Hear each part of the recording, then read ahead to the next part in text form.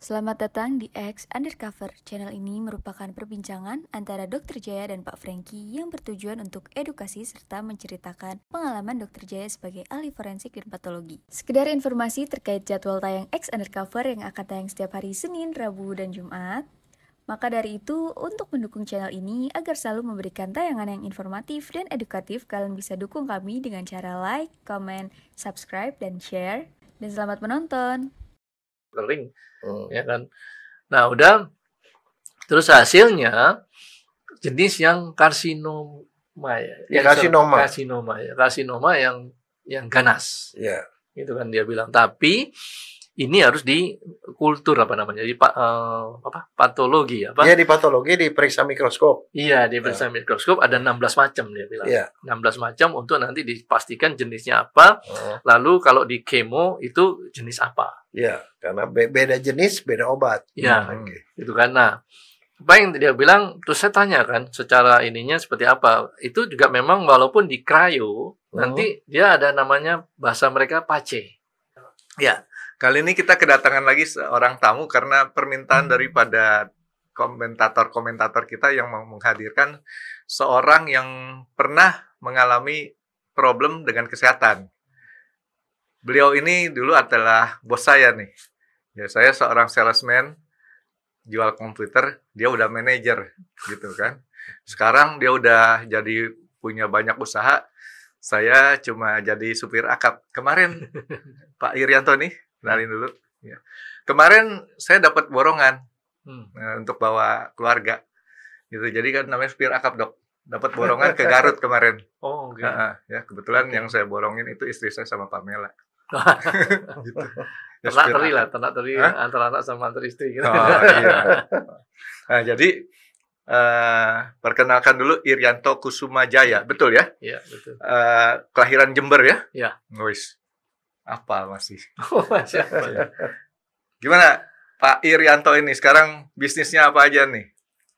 Oke, ya sebenarnya kalau dibilang bisnis apa ya, lebih banyak bekerja, tapi bidangnya lebih ke keuangan dan teknologi, karena pastinya kan teknologi itu harus kita ikuti kan. Dulu kan kita kerja, saya sekolah komputer, kerja juga jualan komputer, kasih training whatever itu, akhirnya saya masuk di bidang perbankan.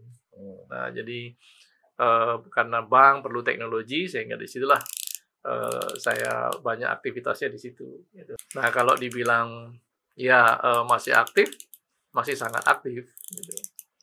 Masih aktif? Masih. Wah, kapan capeknya nih Bapak Irianto nih?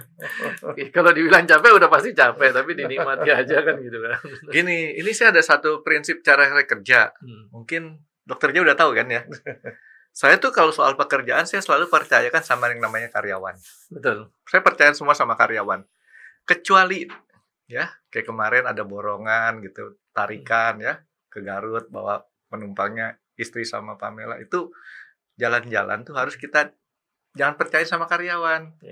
Ya kalau jalan-jalan kita harus kerjakan sendiri. Makan enak harus kita kerjakan sendiri, gitu kan? Betul. Olahraga golf harus kita kerjakan sendiri. Ngerinya kalau kita percaya sama karyawan, nanti karyawan tuh kasih komentarnya beda. Kita pikir makanannya enak, dibilang nggak enak gitu kan. Ya. Jadi mesti kita kerja sendiri. Mungkin Pak Irianto boleh niruin kayak gitu, jadi kita bisa lebih happy aja. Iya. Kebetulan yang karena saya lagi, kan saya bidangnya kan jasa ya, kan bidang keuangan sama teknologi ini kan jasa. So jasa itu menurut saya ada komponennya cuma dua. Satu adalah SDM, yang kedua adalah infrastruktur. Nah, kalau dibilang infrastruktur tuh ya teknologi sama SOP sama kebijakan lah. Jadi itu. Nah, yang dibilang SDM ini makanya kan ngurusin orang. Ya, karena ngurusin orang itu udah paling susah daripada ngurusin mesin. Nah, itulah yang membuat mungkin ya, artinya kita kan tentu punya ekspektasi kan dalam mengurus seseorang untuk dia menjadi baik gitu kan. Tapi di end kan belum tentu outputnya akan selalu baik. So itu yang membuat pikiran yang menjadi ada mungkin kecewa, ada mungkin stres. So that's mungkin the salah satu yang Ini curcol, Dok. Tapi dia nggak tahu kalau ngurusin dokter lebih susah lagi, Frank. oh, gitu. Padahal saya mau nanya sama Bapak Anang itu apa hubungan ini? Sama-sama kelahiran Jember kan masalahnya kan? Dia di bawah saya 2 tahun kalau nggak salah. Oh gitu ya? Iya, di bawah saya 2 tahun. Serius tuh? Serius, dulu satu SMA. Satu SMA ya? Iya. Wes, gila bener. Cuman Pak Irianto nih nggak bikin band gitu ya? Beda jurusan. Beda jurusan. Oke, nah sekarang Iya. Aktivitas yang segitu sibuknya nih, tahu-tahu kemarin pas ngobrol-ngobrol divonis ya gitu ya. Iya. Nah, mungkin boleh diceritain itu dulu, Dok ya, sebelum Iya. nanti dokter ya gini. Nah, tapi ngomong umur dulu dong. Oh. Karena penyakit atau apa tergantung umur, Oh, Frank. gitu ya. Iya. Jadi gini, Dok. Saya sama dia dulu beda umurnya nggak banyak sih ya. Ya cukup lumayan banyak karena dia senior saya dan bos saya nih. Cuman sekarang tuh terjadi selisih umur yang cukup jauh. Berapa umurnya sekarang? 62. Gila ya. Beda 40 tahun. Beda 40 tahun Hah? sama saya. Yang boh. Saya 22, nggak boleh bohong. 22 mau body Enggak. umur. Ini yang kita sebutin. Ini Pak Irianto ini termasuk golongan orang lupa umur. Saya golongan nggak lupa umur. Saya jelasin sekali lagi. Kenapa saya nggak lupa umur? Sejak lama orang nanya sama saya umurnya berapa? 22. Dan saya konsisten sampai sekarang. Saya ingat itu umurnya. Oke. 22. Oke. Jadi nggak akan lupa-lupa. Nah, sedangkan orang yang golongan lupa umur, setiap tahun tuh ditanya umurnya beda. Nah, ini contohnya nih. Golongan lupa umur. Oh gitu. Oke. Paham kan? Sekarang jadi paham. Berarti saya mesti ngomong sekarang 25 aja. Oh, nggak boleh bohong. Gitu. Oke. Nah, tadi udah dokter tanya masalah umur. Iya. Nah, sekarang aktivitasnya. Apalagi Dok yang dokternya nanya dah. Selama ini gimana sih sampai usia sekian tuh sehat-sehat terus atau gimana? Dikatakan sehat tuh sehat, Dok. Pertama saya tidak pernah masuk di rumah sakit, Iya. ya kan? Itu bahaya, Pak. Nah, Buat dokter bahaya. bahaya. Karena nggak ada income. Karena nggak ada income. Nggak ada income. Iya. Terus yang kedua pun ke dokter itu lebih hanya ya kalau flu-nya agak panjang dikit ya saya ke dokter. Kalau enggak ya sudah ya saya cukup dengan obat yang generik, maksudnya yang beli di pasar itu yang gitu. Jualan bebas lah ya. Iya yang Iya. jual bebas gitu. Sekarang saya udah jadi mantrinya dokter Jaya nih. Saya nanya nih, ngerokok nggak? Enggak. Minuman keras? Enggak. Nah, ini ya, Dok. Satu lagi belum. Apa? Main cewek. Main cewek. Enggak. Main cewek dibilang enggak, ya enggak juga. Maksudnya Nah. enggak. Kalau gitu buat apa hidup, Pak? Enggak, yang kayak gini nih, bagus nih. Buat kita kasih contoh sama orang gitu kan. Nih, kalau misalkan enggak main cewek, itu dari dokter Jaya pertanyaannya. Saya cuma 2. Ya. Ngerokok sama minuman-minuman Rokok keras. enggak. Ya kan? 2 ini nggak pernah dikerjakan. Ternyata masih sakit juga. Ya. Gitu. Ini kita kasih contoh. Jadi, ini buat motivasi orang yang minum-minum keras. Ya. Ngerokok nggak apa-apa kan? Iya, betul. Betul. Betul. Itu makanya kalau saya dengan teman saya bilang, "Oh, kalau gitu lu yang salah." Saya tidak kopi juga. Dia Waduh. tidak kopi karena kalau saya minum kopi mual. Oh, Saya tidak kopi, nggak tahan kerasnya ya, kopinya ya. Ya, kemudian kopi, juga tidak tidak alkohol, tidak merokok. Makanya kalau ada checklist yang ditanya ini, semuanya tidak. Ya, saya cuma minum ya air putih sama es teh tawar. Jangan kalau dia bilang mau soda itu sangat jarang lah. Jumlah minum airnya berapa liter sehari? Nah, ini yang menjadi masalah. Nah, Jadi tidak ada ukuran, tapi saya ya kalau makan cuma 1 gelas gitu kan. Terus kemudian siang juga 1 gelas, sore 1 gelas. Ya, ujungnya ya mungkin 3-4 gelas. Berarti Kalau 4 kali 200, 1 liter lah, Dok. 1 liter kurang itu. kurang. Nah, Kurang, mungkin masih 2 kali lipat. Nah, mungkin itu yang apa namanya menjadikan poinnya gitu kan. Ya. Tapi menurut saya bisa iya, bisa tidak. Di luar dari itu. Olahraganya Pak Irianto apa? Enggak ada olahraga yang rutin ya. Kalau dibilang di rumah Nggak? saya setiap weekend aja cuman jalan atau naik sepeda putar-putar, cuman itu hanya untuk dinikmati aja, bukan Nggak rutin? Nggak rutin. Oh, Nggak rutin. jadi artinya lagi hati senang olahraga, hati Iya. nggak senang nggak olahraga gitu. Iya, dan hanya baru setahun belakangan karena di kompleks banyak bapak-bapak kumpul. Hmm. Pas saya lagi di Jakarta ya kumpul. Kalau saya Olahraganya di catur, Ya kalau saya tinggalnya di dua alam dong. Oh, Jadi iya. Jakarta dan Bali. amfibi. Jadi ambil. Jadi kalau saya pas di Bali, ya saya kadang kalau Sabtu Minggu itu saya jalan kaki di pantai sebentar gitu aja. Ya duduk cari angin di pantai aja gitu. Terus soal makan ada yang dipantang nggak? Enggak dong. Enggak. Dan makan pun saya misalkan hari ini let's say saya makan daging kambing gitu kan. Sebulan lagi baru saya makan. Artinya enggak setiap minggu mah enggak gitu. Jadi Ya, berita bagus buat kambing, Pak. iya, semua buat sapi buat itu. Jadi apa namanya ya, makanannya junk food itu juga enggak malah udah berapa tahun ini saya udah sejak umur 50 itu saya udah mulai kurang makan makanan junk food. Kayak kalau bukan saya nggak makan tapi enggak sampai inilah. So kalau dibilang ukuran sehat menurut saya is very sehat sebenarnya. Terus kalau sebagai pimpinan ya, itu general check up sering nggak? Enggak, general check up tuh 2 tahun sekali.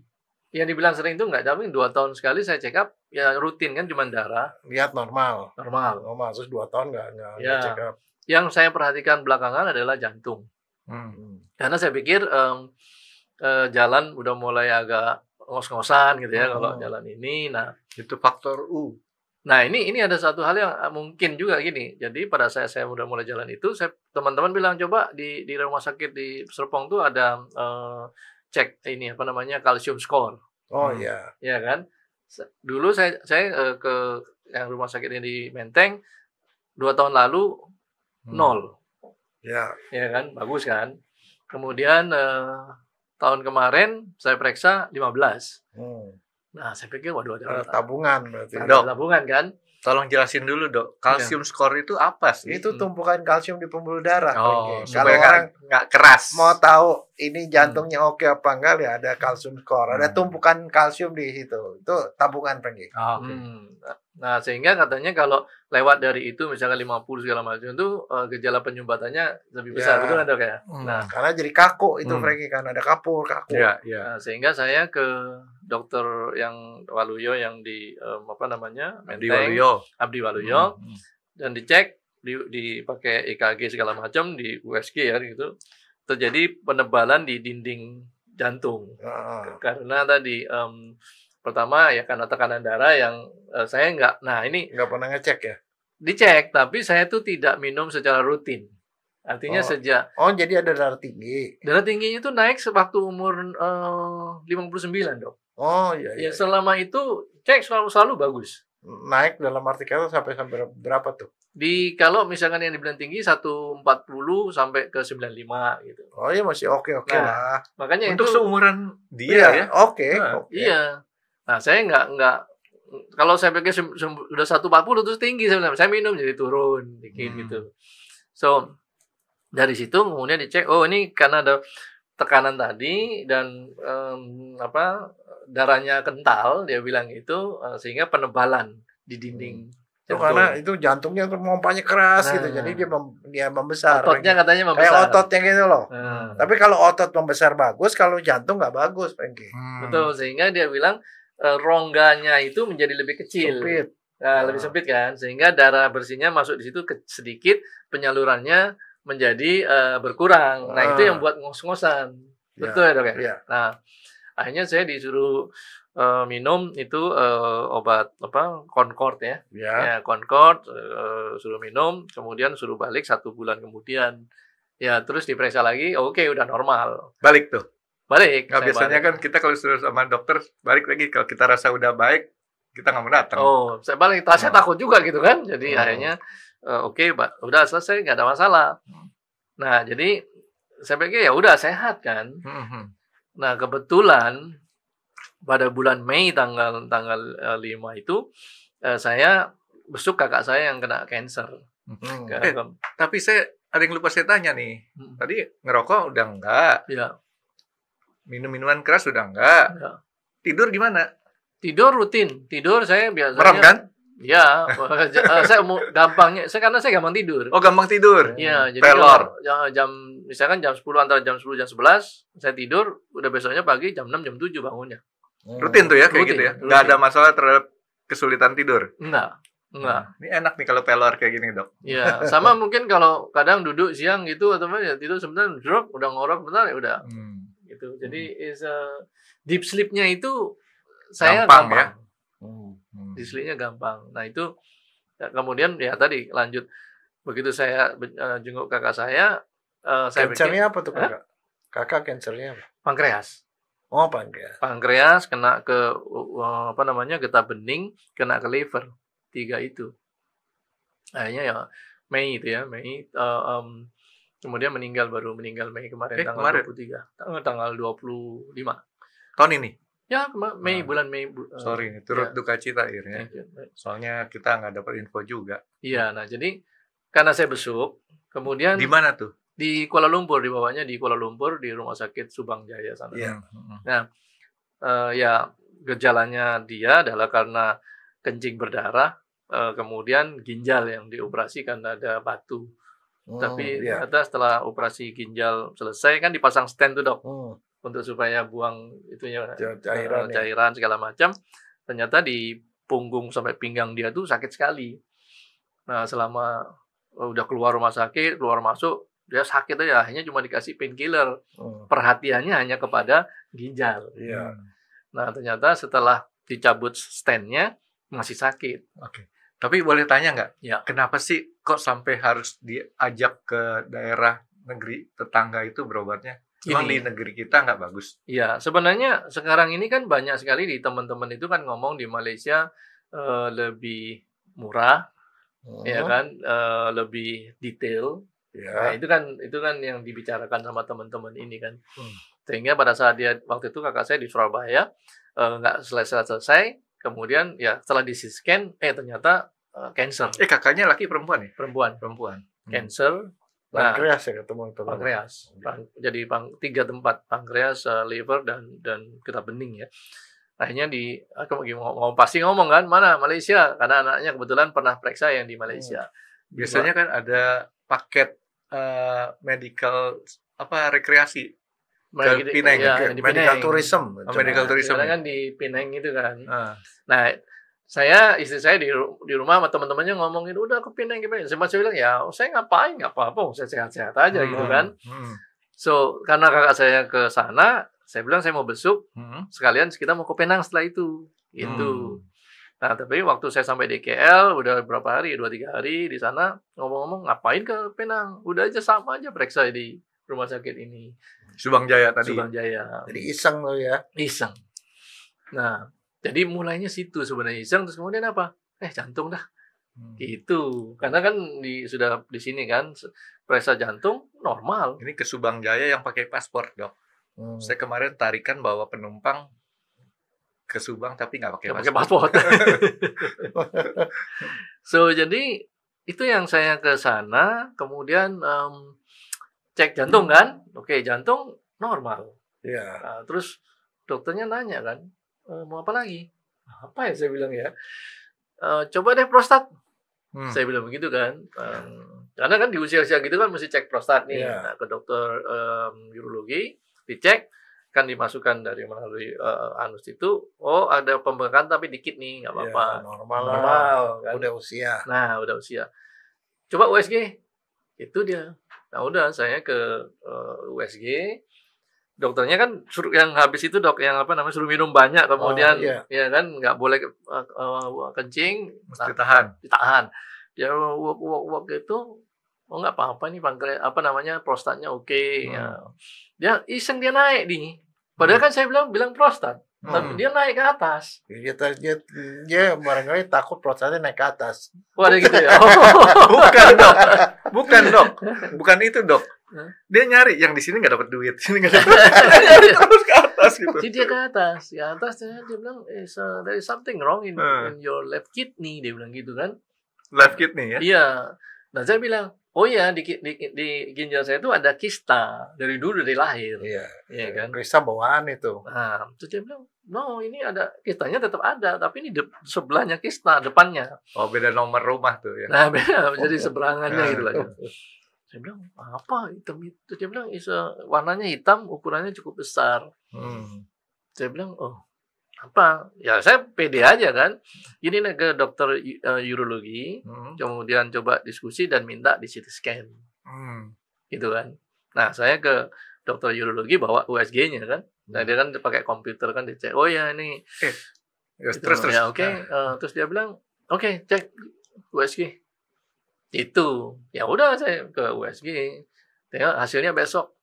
Begitu besok saya datang lagi ditunjukkan this is cancer stadium 3 dia bilang.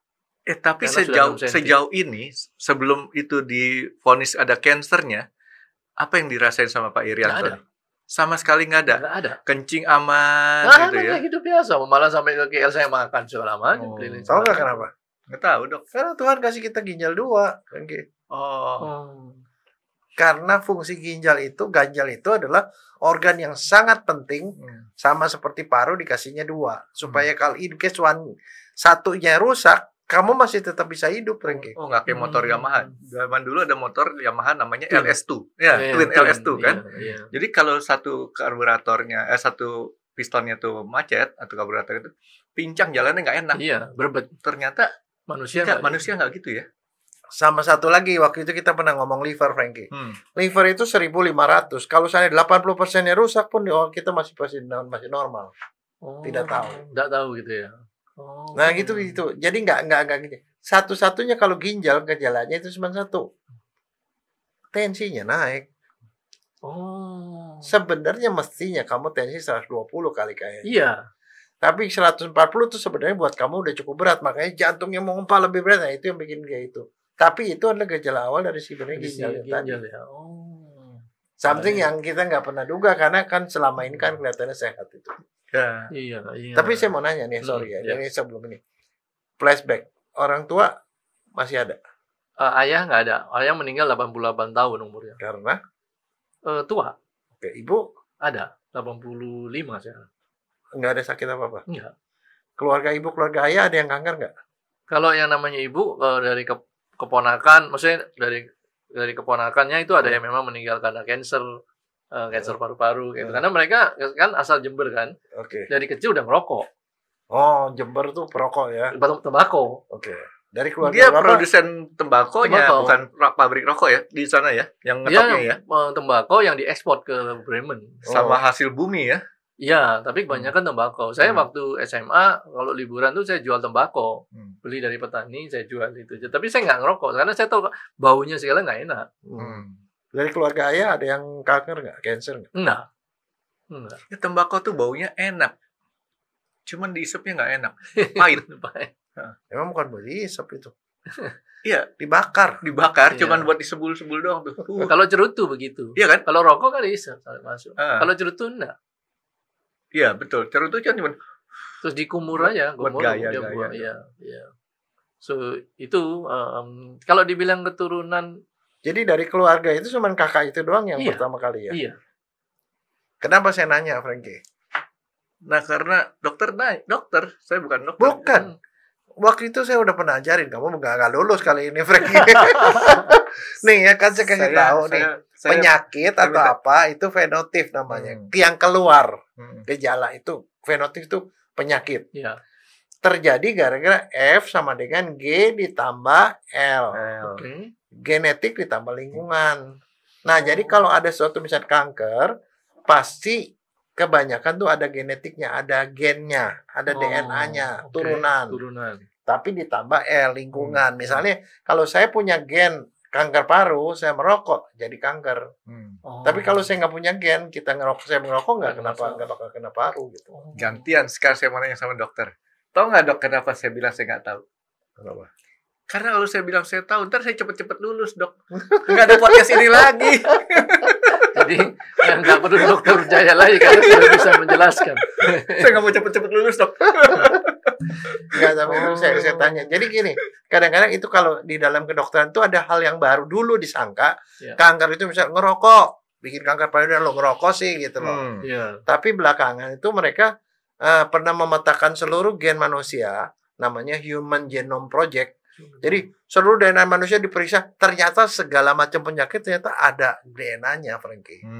Nah, jadi DNA-nya itu adalah bibit. Nah, untuk kanker namanya onkogen, bibit kanker yang ada di dalam badan kita yang diturunkan dari atas. Nah, kalau saya punya bibit itu, ada satu hal paparan dari luar, ini bisa jadi kanker gitu loh. Nah, namanya atas dasar onkogen. Onkogen. Gen itu DNA kanker. Okay. Nah, jadi kalau saya punya DNA kanker, saya mesti lebih berhati-hati dibandingkan yang nggak punya DNA kanker gitu loh. Makanya keluarnya kamu jadi kanker ginjal, ke kakak itu jadi kanker pankreas, itu adalah satu ini. Saya coba berteori, Dok. Ya, jangan-jangan papanya punya, mamanya punya, tapi resesif dua-duanya, Dok. Betul. Dan di lingkungannya. Nah, Jangan cepet-cepet kasih betul, dokter, saya lulus, Dok. Enggak, tapi nah itu sebabnya makanya pernah tahu Angelina Jolie? Ya. Kenal dong. Kena tahu, iya tahu. Nah, kenal. karena sekarang itu sudah ada seperti itu, dia general check up. Waktu general check up ternyata ketemu dia punya onkogen untuk CA-MAME, kanker payudara. Dia tanya ke dokter, kanker payudara tuh bagaimana? Dia cuma numbuhnya di mana? Numbuhnya di payudara. Loh, kalau saya nggak punya payudara bisa nggak kena kanker? Enggak. Dia datang ke dokter minta dibedah. Payudaranya dibuang supaya dia nggak kena kanker.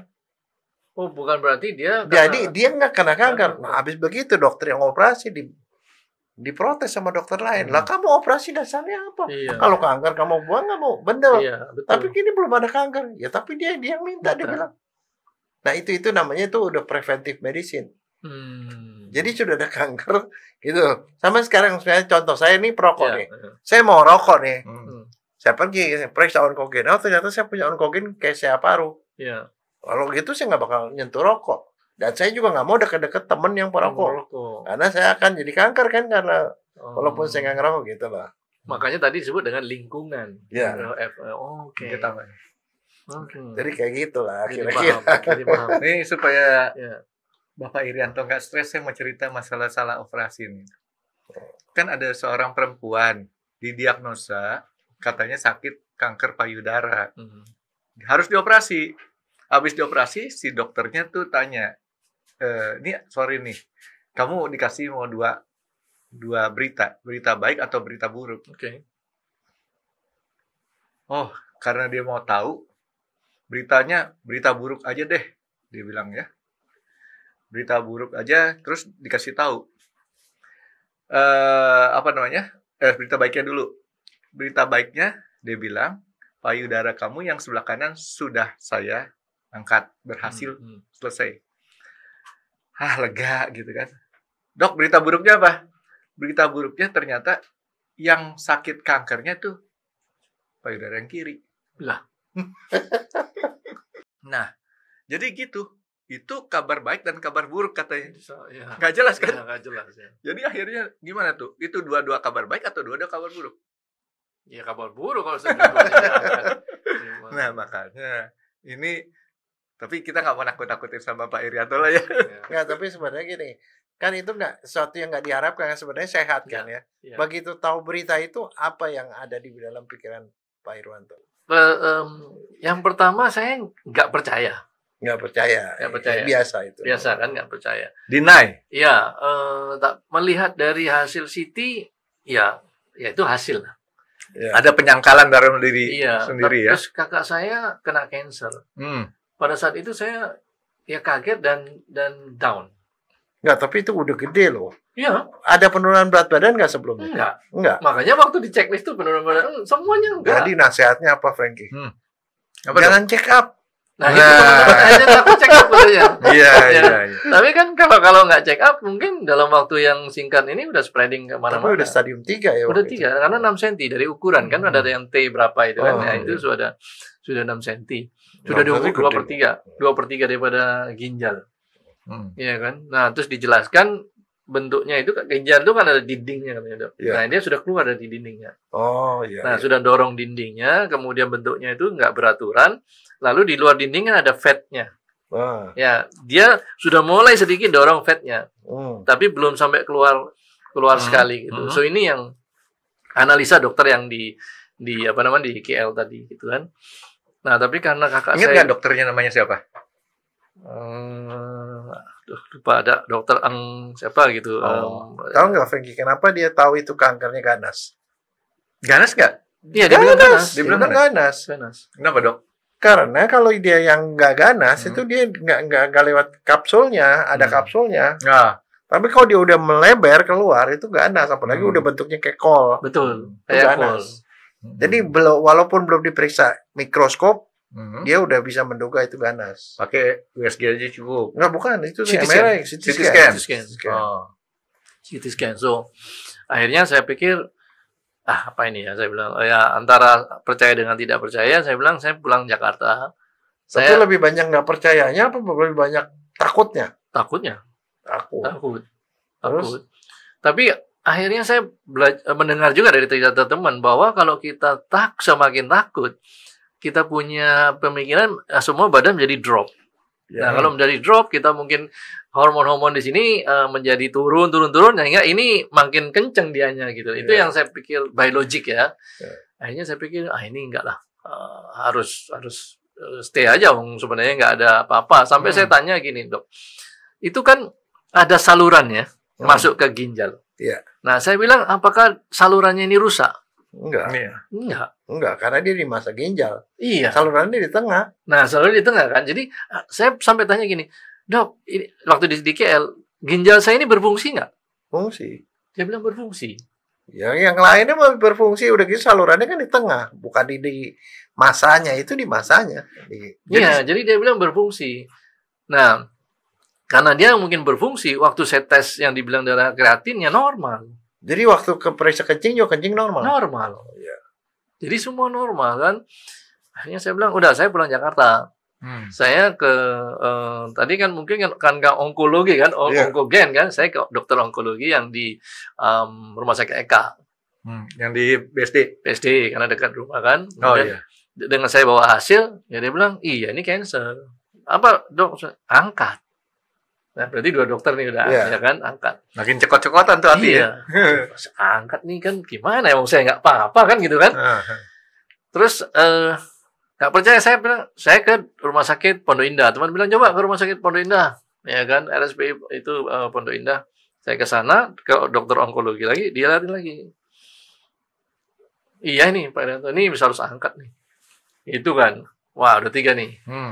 Tapi kebetulan dokter itu bilang, tapi saya nggak melakukan ini. Yang saya coba kasih referensi profesor di Rumah Sakit Siloam, yang di Duren Sawit, Dokter Agus ya. Coba deh tanya ke sana. Saya datang ke sana, saya bawa itu semuanya. Ya ini angkat Pak Irianto. Wah, angkat lagi nih. Terus saya bilang, dok, kalau angkat bisa nggak dengan laparoskopi? Oh, enggak ya kan? lah, gede Nah, gitu. karena kan itu kan besar kan, dia bilang besar. tapi dia bilang memang 2 kemungkinan, dia bilang. Kalau di laparoskopi bisa, tapi harus dari depan. Itu dia bilang. Cuma nanti ya ada resiko yang kalau karena itu dekat usus segala macam ya harus nanti ya, tapi dia bilang sih nggak apa-apa lah, ini bisa. Oke.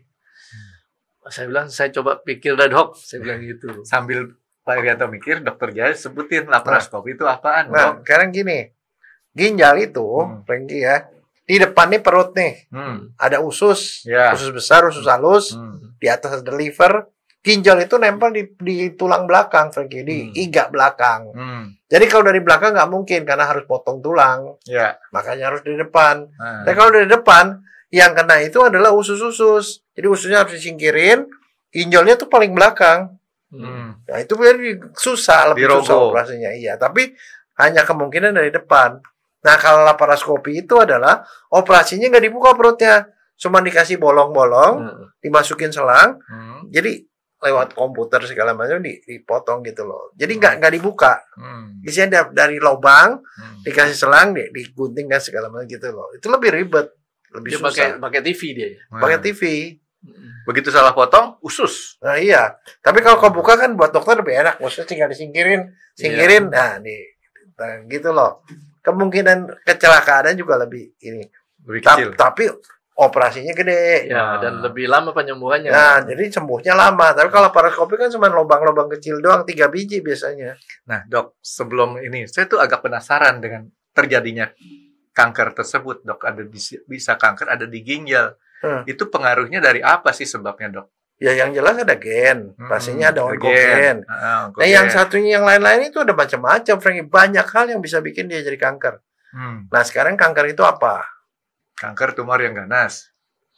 Kanker itu ada sebenarnya sel kita sendiri yang berubah sifat DNA-nya karena dia punya DNA itu loh. Dia berubah. Kalau misalnya ada sel sama sel, kalau dia bertumbuh, ketemu sel dia stop, Franky. Seperti kayak kamu bangun rumah, begitu tembok sama tembok udah stop. Nah, kalau kanker itu dia tidak punya kontrol itu. Rakus. Tambah lagi, akhirnya membumbul kemana-mana gitu loh. Jadi itu ada sel kita yang berubah sifat karena DNA-nya menjadi dia bertumbuh tanpa henti, tanpa batas. Kalau tumor, Dok? Hah? Tumor? Tumor sama, tapi kalau tumor tuh jinak. Nggak secepat kanker. Kalau kanker tuh luar biasa gitu loh.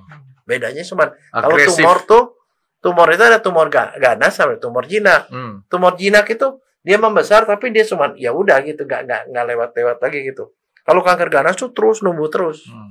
Akibatnya apa, Dok? Kalau si kanker ini kita biarin, dia akan nyebar. Merusak. Nyebar nanti kemana? Di sini itu metastasis namanya. Dia nyebar tuh ke otak, tuh ke tulang, kemana? Ya, bisa kan jauh dari sini ke sini. Lah, lewat pembuluh darah. Iya, satu sel aja copot, masuk darah atau masuk kelenjar limpa, dia kemana? Dia nempel lima. Makanya ada orang bilang kankernya kanker hati. Tapi udah menjalar ke tulang, ke otak, segala macam dong gitu. Kanker itu bahayanya. Iya. Memang bahaya sih, Dok. Betul. Nah, makanya saya dengan pikir gitu, gimana ini? Tapi ini sebenarnya situasi masih lumayan. Ada di ginjal, tapi belum ada di tempat lain kan? Nggak, belum nyebar, Franky. Jangan, Dok, jangan. Jadi makanya cepat harus dikeluarin, gitu loh. Ya, waktu di scan dan bagian perut. Nah, waktu diperiksa di bagian itu, dokter di Indonesia juga cek ini belum kelihatan di kemana-mana, masih ada di dalam lokal ginjal gitu kan. Walaupun dia bilang ya ginjal ini kan beredarkan darah ini kemana-mana ya, bisa jadi tempat lain kan gitu yang di situ. So akhirnya saya pikir hanya angkat kan itu kan, karena di Indonesia juga angkat. Nah, di KL juga bilang angkat. Nah, cuman saya pikir angkat nih sayang kan, gimana caranya. Nah, kebetulan kakak saya yang waktu di KL itu anaknya sempat bawa ke Guangzhou. Nah, di Cina. Nah, Guangzhou di Cina, di situ ada rumah sakit yang juga di Instagram kita udah mulai Indonesia udah mulai banyak muncul itu kan. Satu rumah sakit yang dimana dia menawarkan itu modelnya adalah dengan cryo ablation atau cryosurgery. Tahu nggak artinya apa?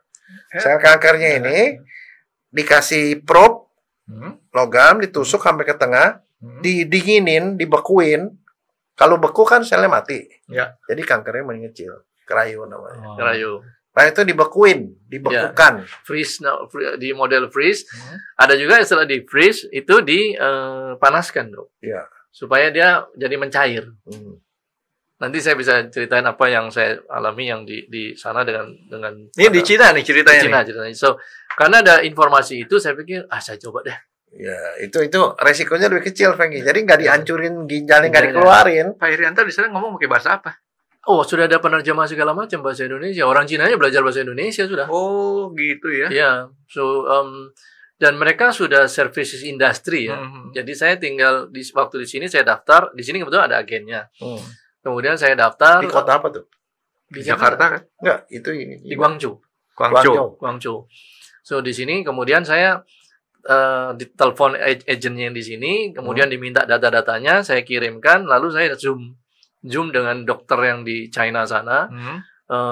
Dia setelah baca itu dia bilang, dia tanya-tanya melalui Zoom. Oke, dia bilang ini kemungkinan ini bisa. Itu pakai si dokternya langsung atau pakai penerjemah langsung? Dokternya ada penerjemahnya. Oke. Jadi penerjemah jelasin. Dia bilang ini bisa dengan model cryo. Oke, saya bilang ya berapa lama? Ya udah gini, visa segala macam dia bantuin apply. Nah, jadi saya dapat visa selama 60 hari, 90 hari ya, dengan double entry lah. Saya bisa multiple entry tapi 2 kali kayaknya. Oh, cuma 2 kali aja. Cuma 2 kali. Oke, saya bilang udah. Terus nanti dia bilang kasih tahu tiketnya, pesan tiketnya jam berapa tibanya. Nanti dia sudah langsung sana jemput. Nah, begitu saya sampai sana, jemput langsung masuk ke rumah sakit. Di kamarnya udah disediain. Nah, kamar di sana tuh disediakan untuk memang 2 orang. Itu rumah sakit swasta? Swasta. Ya, jadi rumah sakit swasta 2 orang. Ada orang-orang yang itunya susternya bahasa Indonesia. Tapi orang Cina? Orang Cina. Ya, hebat ya? Iya. Nah, kemudian ada juga satu ya, orang Indonesia udah pindah ke sana lah. Kawin sama orang sana, itu kerja di situ. So, di situlah besoknya baru tes darah segala macam. So, apa yang dilakukan adalah dia CT scan lagi semuanya satu badan. Itu. Jadi ulang CT scan. CT scan semua satu badan, kemudian darah segala macam. Lalu dia tes, dia bilang oh ini belum ada penyebaran. Nah kan, lalu terus gimana saya bilang? Ini dia bilang biopsi. Nah, memastikan. Memastikan. Nah, kan saya dengar-dengar di sini, waduh kalau di biopsi ada kebetulan staf saya yang ibunya juga di biopsi di sini, nggak lama karena nggak diambil tindakan jadi spreading, malah menjalar, ya kan? Wah, saya takut nih di biopsi gimana? Jadi saya tanya model metodologi biopsinya gimana? Jadi dia bilang itu disedot di sistemnya, bukan di cuil. Disedot pakai jarum ya? Jarum. Nah, jarum. Itu jadi needle biopsi namanya. Jadi saya lebih cuma diambil lebih aman ya, Dok ya. Kalau itu kan dipotong. Iya. Dipotong tuh bisa nyebar. Kadang-kadang seperti itu. Ya, jadi modelnya adalah saya dimasukkan ke mesin CT scan gitu. Karena tengkurap kan? Nah, tengkurap, masukin, dia tandain tuh. Karena saya sadar kan, maksudnya ditandain di badan saya, masukin lagi. Nggak dibius tuh? Nggak dulu. Jadi waktu dia keluar masuknya itu tuh saya nggak dibius. Begitu udah menurut dia tepat di situ, baru dia suntik bius lokal. Buat suntik doang. Suntik doang. Kayak jarum doang. Ternyata walaupun di Cina juga bius lokal ya? Lokal, bius lokal. Saya pikir bius import aja, Dok. So, jadi dia suntik kan nggak berasa, tapi saya lihat kan, dia ada semacam jarum, tapi sepertinya pipet itu kan. Pipet. Ya, kan? Jarum ada lubangnya. Ada lubangnya kan. Dia tusukin di bagian saya sini. Punggung kiri ya. Iya. Itu dekat ginjal. Jadi turun begitu dari iga sini langsung kena ginjal. Iya. Nah, jadi dia masukin gitu. Udah dia di CT scan lagi untuk memastikan posisinya itu jarumnya benar. Sorry, berasa sakit nggak? Enggak, cuma seperti ditusuk doang. Tusuk tapi nggak berasa. Dok. Kamu itu dicenciu aja, tusuk jarum aja nggak sakit. Ini udah mau pingsan nih, Dok. Terus, so udah masuk, terus saya perhati dokternya kan pakai yang tembakan jarum lagi, yang tuh ada tembakannya itu. Dia masukin lagi, terus bunyi kan, jebret gitu kan. Dia ambil 3 kali ya. Tapi saya nggak berasa apa-apa, maksudnya kan mungkin cuma itu jarum tipis kan. Udah jebret, terus dia tunjukin ke saya seperti darah ada cacingnya gitu kan. Ya kan 3 gitu. Dia bilang ini nanti akan di biopsi. Nah, oke. Udah selesai. Saya nggak berasa karena mungkin menit doang itu ya. Iya, sebentar. Tapi juga nggak berasa sakit apa-apa kan, apalagi masih ada bius lokal. Besoknya ya, saya lihat istri saya sudah lihat, udah kering. Ya kan. Nah, udah. Terus hasilnya jenis yang karsinoma ya. Karsinoma yang ganas. Iya. Gitu kan dia bilang. Tapi ini harus di kultur di patologi apa? Iya, di patologi diperiksa mikroskop. Iya, diperiksa mikroskop ada 16 macam dia bilang. 16 macam untuk nanti dipastikan jenisnya apa. Lalu kalau di kemo itu jenis apa? Iya, karena beda jenis, beda obat. Iya. Gitu kan. Nah, apa yang dia bilang, terus saya tanya kan secara ininya seperti apa. Itu juga memang walaupun di cryo nanti dia ada namanya bahasa mereka pace. Pace ya? Ya, pace ya. Pace untuk akarnya dari cancer itu di kemo juga. Tapi kemonya tidak dari semua badan. Iya, lokal. Ya, dia dimasukkan di situ. Dimasukkan dari, ada juga yang dari mana? Anus. Kateter atau apalah dia bilang gitu kan. Jadi itu caranya dia. Terus saya bilang, opsi yang lain apa? Angkat, dia bilang. Waduh, saya bilang kok ngapain angkat, saya ngapain ke Cina ini, saya bilang gitu kan. Enggak, tapi kenapa sampai ke Cina itu? Apakah kayak tadi? Tadi kan bilang kalau ke Malaysia tuh lebih murah. Ya, Ke Cina ada pemikiran tadi seperti itu ya? cryo yang Karena ada dimana- teknologi yang Iya, Cryo. lebih diyakini lebih gampang ya. betul. Tapi di Jakarta ada nggak? Cryo? Ada beberapa rumah sakit tuh Bisa. bilang ada cryo, tapi Oke. saya nggak tahu untuk kanker ginjal apa cryo Nah. juga. Cryo juga sama. Kita dengerin Kopi Ho lagi nih dok. Ya. Oke, so setelah itu saya pikir-pikir, akhirnya saya minta waktu sama rumah sakit itu. Nah, saya mau gimana? Tuhan kasih jalan lain. Teman saya yang Jakarta WA saya kayak misalkan Meme atau bukan Meme lain-lain. Lagi di mana? Ayo makan siang. Sebelum kan lagi di Guangzhou kan lagi gini. Loh, teman kita juga di Guangzhou juga. Tapi anaknya yang kena cancer betis, di betisnya itu ada benjolan besar gitu, Dok. Gue di mana? Di rumah sakit yang lain. Kalau saya rumah sakit namanya Rumah Sakit Modern Hospital. Ya. Nah, rumah sakit yang itu adalah FUDA tulisannya. Tapi dia salah orang salah nyebut FUTA Cancer Hospital. Ya, kalau da itu dibaca tak. Nah, jadi di sana, kenapa nggak di sini? Saya bilang sama aja. Saya bilang di Modern Hospital, saya udah di biopsi segala macam. Saya tinggal mutusin mau di cryo atau mau diangkat. Cuman kalau saya pikir angkat, saya makan di Indonesia. Somehow dia kasih tahu ini foundernya rumah sakit FUTA itu adalah Profesor Zhu Kecheng, umur 84 tahun beliau, Pak. Dok. Istrinya orang Indonesia. Baru ya katanya sih belum lama married. Istri barunya nih. Ya, tapi usianya juga mungkin 70-an lah. Dikasih, lalu si teman saya namanya Tina itu ngasih nomornya ke ibu namanya Yeni Tamrin. Nah, kalau mungkin nanti belakangan akan banyak dikenal beliau ya. Terus Bu Yeninya telepon saya. Bu Yeni itu istrinya Profesor Zhu. Isyanto, kenapa kamu di situ? Karena saya daftar ini. Kamu kenapa? Karena agensinya ngarahin ke situ kan? Iya, saya gini. Saya datang ke sini. Saya kenalkan dengan Profesor Zhu, ya kan? Karena Profesor Zhu itu founder dari rumah sakit itu dan pengembang nanosurgery. Nano, Nah, another level daripada si cryo kan. Nanti kamu di sana diperiksa ini juga belum tentu bisa tuntas. Akan timbul kanker baru. Nah, itu yang dia bilang pokoknya. Bukan, kanker baru artinya kantong kita kering. Iya, betul. Maka saya tahu itu. Tapi saya bilang, ya udah gini. Akhirnya saya curi waktu sama rumah sakit itu. Saya bilang, saya pulang Indonesia.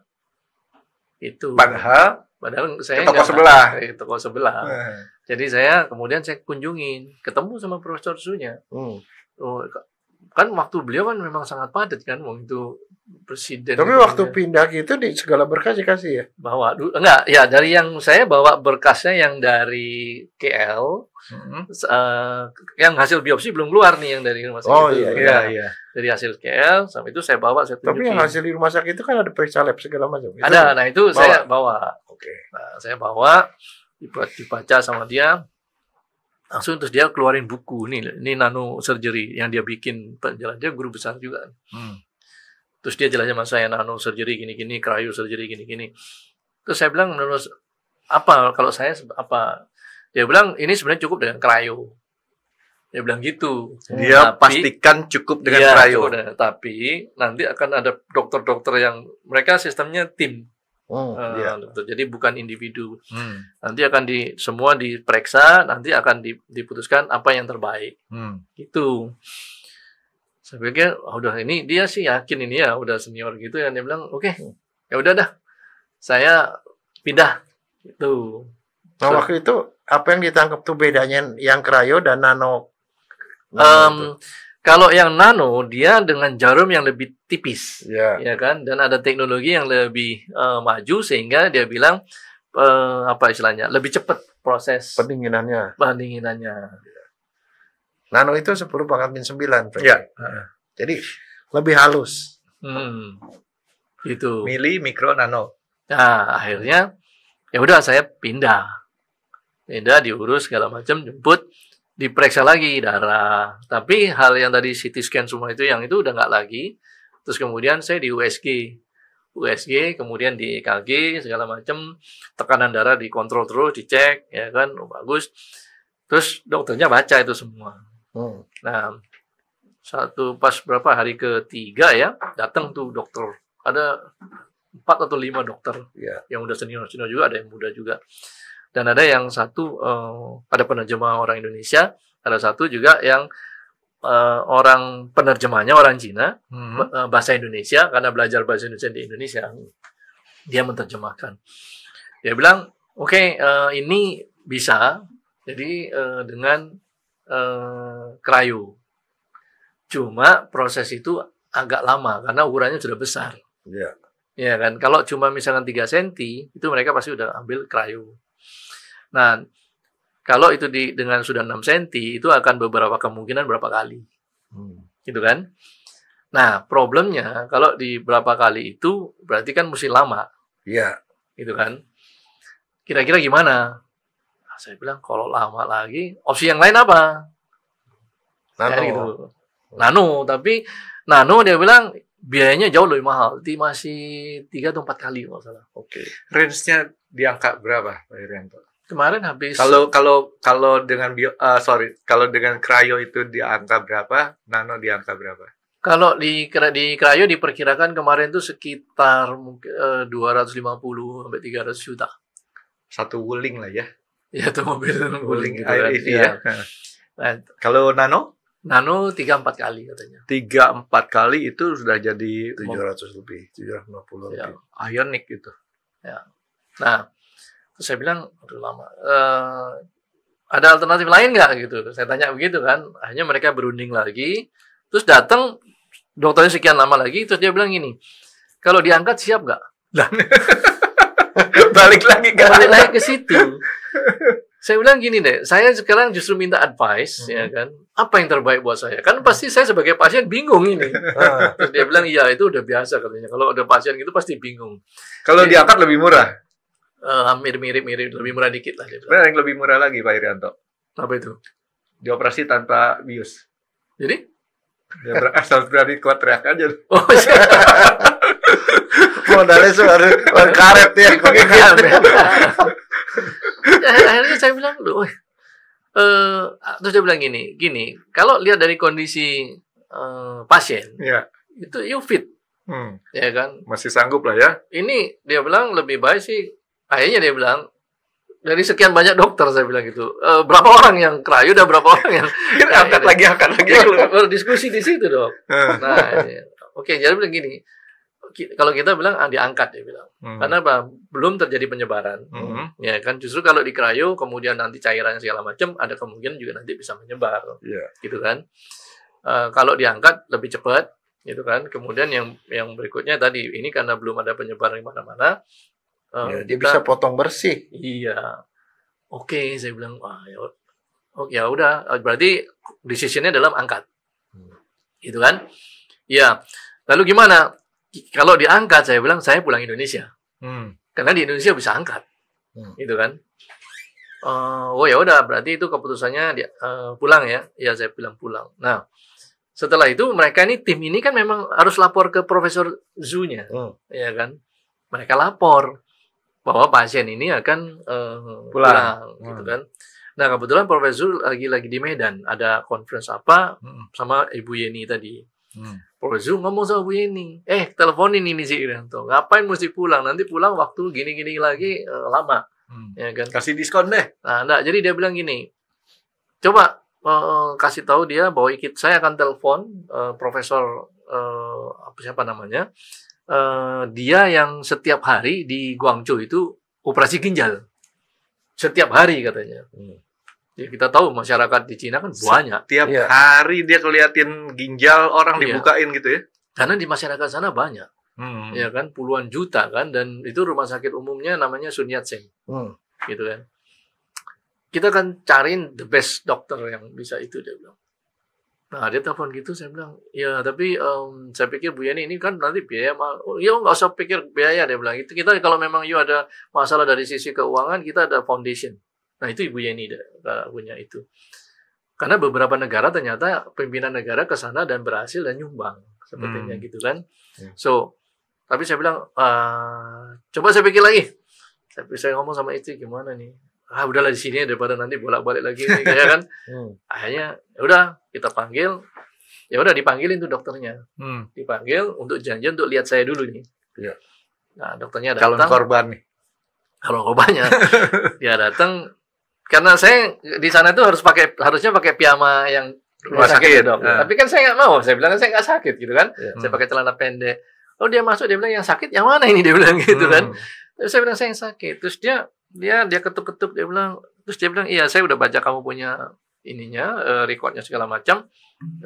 Sebaiknya memang diangkat, dia bilang gitu kan. Ya dalam hati saya memang dia dokter ginjal kan, angkat. Terus saya tanya, bisa dengan laparoskopi? Oh ya oke, bisa, dia bilang gitu.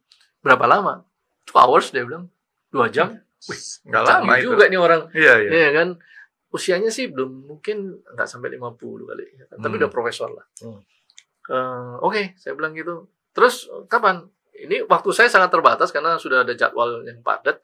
Cuma dia bilang Jumat atau Selasa. Padahal itu hari Rabu itu. Saya bilang, ya udah Jadi Jumat. lusa atau menjelang minggu depannya. Daripada pikiran udah pusing ini kan, ya udah Jumat, saya bilang gitu. Oke, Jumat jam 2 siang gitu. Ya udah, siap-siap memulai Kamis itu ya, Kamis ya. Puasa kan suster. Nah, di sini bedanya, Dok. Kalau di sana suster-suster itu sudah dibekali dengan teknologi yang modelnya ada handphonenya gitu. Setiap saya kan dikasih tag ya, gelang kan. Setiap dia datang dia scan. Ya kan, jam berapa? Dia mau periksa tensi, dia scan, Jadi terrecord semuanya. Jam berapa? Nah, pada saat nanti ganti suster yang lain tuh sudah tahu suster sebelumnya sudah ngapain. Gitu loh. Kalau saya mau tanya sesuatu, dia tanyain dokternya gini, dia langsung di situ teks dan dia jawab, kata dokter begini. Jadi SOP-nya lebih canggih ya. So kalau di sini, sebentar tanya dokter. Nah, tunggu kan, kita emosi kan. Nah, kalau di sana udah langsung on the spot. Nggak boleh emosi, Pak. Iya, nah, itu penyakit kambuh. Nah, jadi itu bedanya. Jadi service-nya is a good service, ya kan. Terus dia bilang, oke, nih ya minum obat Cina. Nah, ini is kombinasi antara Western sama, ya kan, obat Cina untuk di flush perutnya. Udah, saya minum, gak lama sejam datang susternya. Ya gimana? Udah buang air? Ya buang. Ya saya buang air kan, saya flush. Kencing ya? Kencing juga saya flush dong. Dimarahin saya. Gak boleh. Ulang lagi. Nggak boleh. Setiap mau ke belakang itu jangan di flash. Saya akan foto. Jadi dia untuk make sure sampai terakhir itu yang hanya air putih saja yang keluar. Jadi dia pengen dikuras abis tuh. Habis. Nah, tapi dia untuk make sure. Jadi nggak percaya dengan sayanya. Gitu kan. Jadi dia foto, dia share di grupnya itu. Sampai terakhir, oke, this is good. Dia bilang gitu. Ya kadang juga bahasa mau ngomong buang air kan susah. Saya bahasa Inggris apa? Enggak, akhirnya dia tapien. Oke, gue gak ngerti, dia udah ke situ. Beda. Siapien itu artinya kencing, tapien itu BAB. Iya. Nah, itu kan. Nah, jadi akhirnya oke, udah. Terus jam berapa ya? Jam 12 saya udah disiapin. Nah, dipasang needle yang di sini, Dok. Bukan lagi yang di sini sama di sini tuh untuk dimasukin infus. Sekarang modelnya di sini. Jarumnya tuh sekarang udah teknologinya tuh jarumnya kecil sekali yang mana dimasukin tuh nggak terasa macam-macam ya kan. Nggak seperti disuntik gitu. Udah dipasang. Kemudian saya digeledek masuk. Nah, saya di ruangan operasi itu kan masih sadar kan. Saya hitung tuh berapa orang di dalam operasi. Nah, saya nggak tahu kalau di Indonesia, Dok. Kalau di sana kemarin ada 9 atau 10 orang, termasuk belum dokter yang benernya itu datang. Kondisi masih sadar tuh? Masih. Tambah stres dong ya? Ngeliatin orang begitu banyak? Iya, terus saya pikir, tapi saya bilang, ini ngapain dia? Ini nggak usah pegang. Inilah Nah, satu sisi yang paling menyakitkan, sebenarnya bukan saat di operasinya. Waktu dipasang selang sini, Dok, mampus itu, tuh. Buat apa tuh? Buat bius sampai ke lambung buat makan. Iya, supaya nggak muntah. Jadi dimasukin sini, waktu dimasukin kan suruh telan kan, itu kan sakit, mau muntah. Pertama masuk sebelah kiri gitu, saya nggak tahan, kan 3 kali udah mau muntah, bilang stop, saya bilang gitu. Sakit tuh ya? Sakit. Terus dia pindahin pindahin, mendingan mungkin udah bolong, sudah sini udah loh, justru telan sampai masuk. Nah waktu udah masuk nggak enak kan dok, telan itu ada selang di dalam itu gimana kan, suara nggak bisa ngomong kita.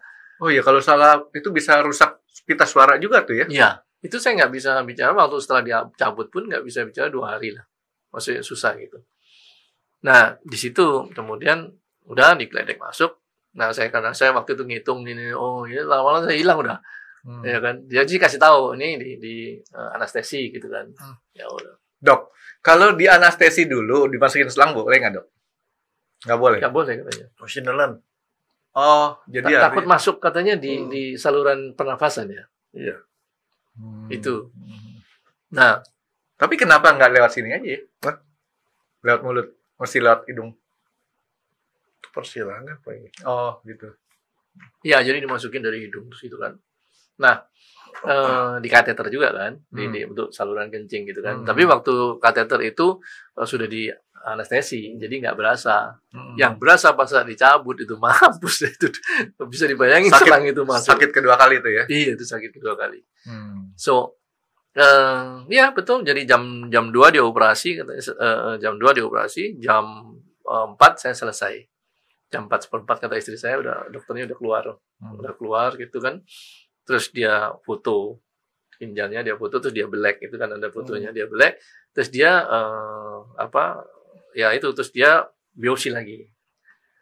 Nah jadi selesai kemudian selesai operasi saya dibawa ke ruangan observation ya menurut dia, ya kan, dimonitor segala macam, kemudian dilihat kencingnya berdarah nggak. So malam saya kencing berapa kali udah putih. Ya kan, so jadi udah stabil katanya. Nah, yang satu yang mungkin setelah saya cerita itu banyak orang mengatakan tuh hampir sama kejadiannya karena kita habis dari bius mau sadar itu berontak dong. Betul nggak? Saya katanya istri saya itu berontak, maka tangan saya akhirnya diikat, kakinya saya diikat. Nah, terus kemudian istri saya dipanggil sama susternya untuk suruh bisikin supaya nanti tahu bahwa oh ya ada suara yang kenal sehingga lebih tenang. Jadi istri saya yang bicara gitu, terus saya bilang, oh ya berarti saya di rumah sakit nih saya bilang. Sebenarnya sebelumnya pernah di bius juga nggak, Pak Irianto? Enggak pernah. Waktu sadar bius apa yang ini? Ada pikiran mikir apa atau apa yang nggak ingat? Enggak, jadi ya pada saat saya baru, oh iya saya di rumah sakit, gitu kan, saya di rumah sakit. Nggak berontak ya? Enggak, karena sebelum antara setengah sadar itu yang berontak. Setelah saya sadar, enggak. Terus tapi saya bilang saya mau kencing. Nah, cuma dikasih tahu kan, udah kencing aja karena sudah pakai itu. Ada kan. kateter. Tapi kan saya nggak sadar kateter apa, saya bilang gitu kan. Oh, saya waktu sebelumnya nggak pernah dipasang kan. Terus akhirnya oke, saya udah lebih tenang, terus ditunggu sama dia mungkin di suntik painkiller segala macam kan.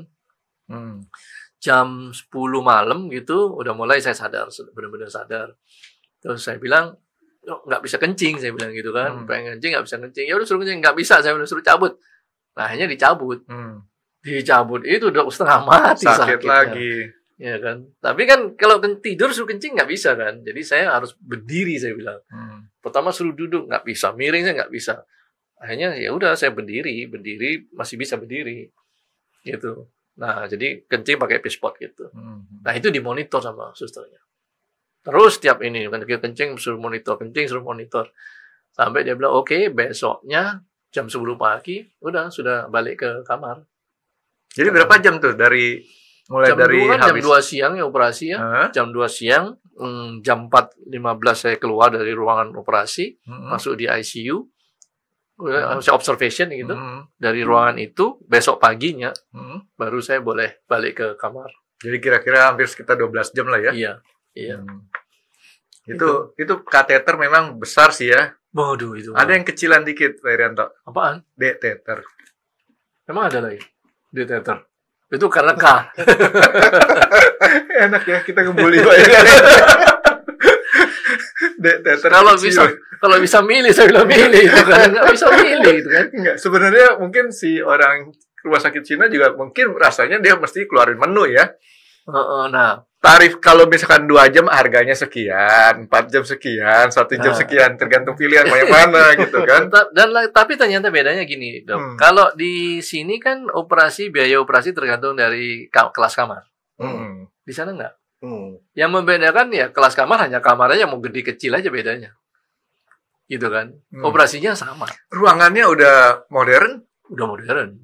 Ruangannya udah modern. Dan Bagus satu tadi yang kalau yang saya tangkap ya, hubungan antara dokter sama pasien bagus sekali, Frankie. Betul. Bisa discuss.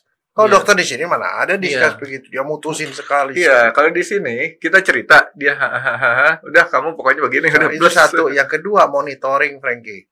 Monitoringnya itu berjalan, dan satu lagi dia menggunakan teknologi. Iya. SOP-nya lebih Iya. lebih manusiawi itu. Yang aneh nih, makanan. Kalau di sini kan rumah sakit sudah termasuk makan. Dia enggak, Dok. Di sana saya dikasih menu makanan kayak di restoran, mau beli mana nanti lebih order. enak lah. Iya, nanti datang. Ada yang halal nggak? Hah? Ada yang halal? Ada. nggak? Ada ya? Ada. Nanti dia bilang gini, mau makan siang apa petugasnya bilang pagi, siang, malam, mau order nggak? Kalau saya bilang enggak, saya mau beli di luar, ya udah saya beli di luar.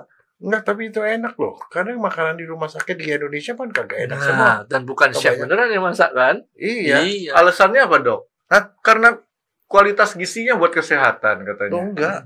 Itu kalau di sini pun ada ahli gizi yang bisa bikin makanannya enak, tetapi juga sesuai dengan standar kesehatan. Saya nggak pernah bisa makan tuh, rumah sakit punya masakan tuh. Ya makanya di sana saya pakai menu kayak menu mau ke restoran Angke lah ada menunya.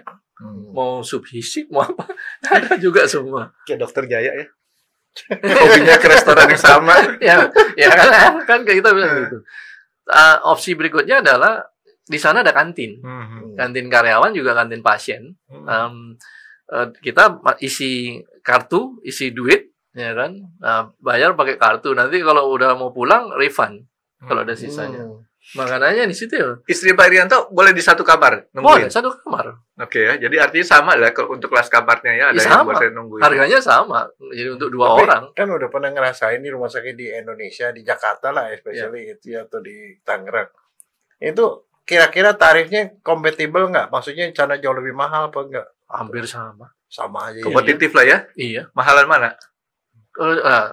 Mahalan sini.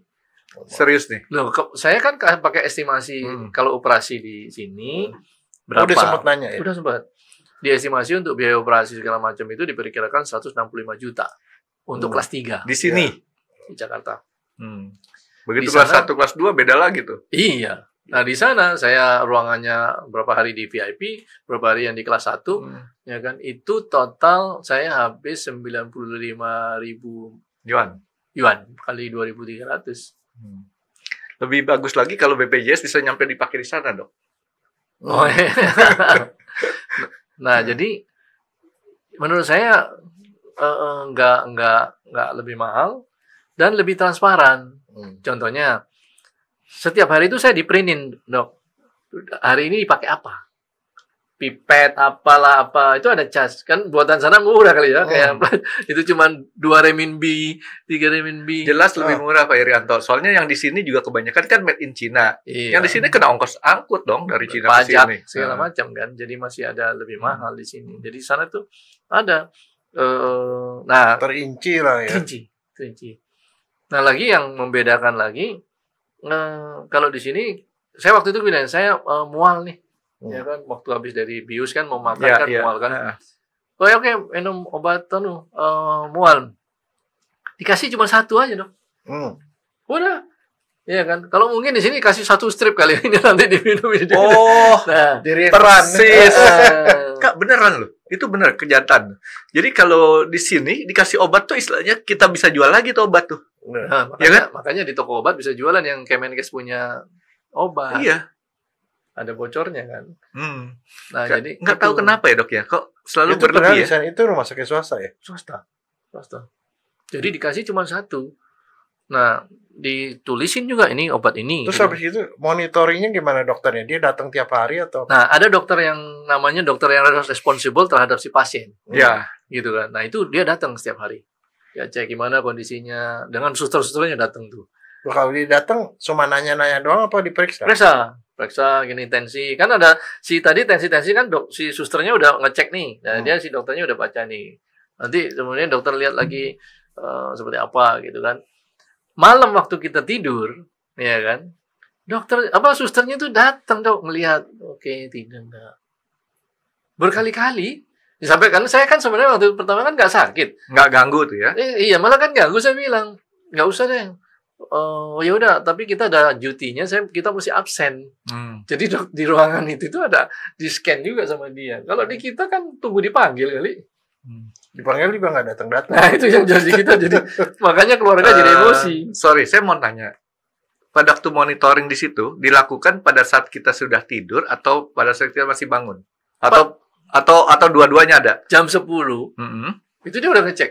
10 malam? Iya, udah tidur belum? Ya kan? Jam 12 malam dia datang, dia ngecek lagi. Udah tidur belum? Tapi tidak diganggu? Tidak, dia cuma... Kalau dokternya datang jam berapa? Dokternya antara besoknya, pagi itu antara jam 9 sampai jam 11. Udah pasti itu. Jadi artinya lebih manusiawi lah ya, orang udah tidur nggak dibangunin lagi. Iya, nggak dibangunin. Iya kan?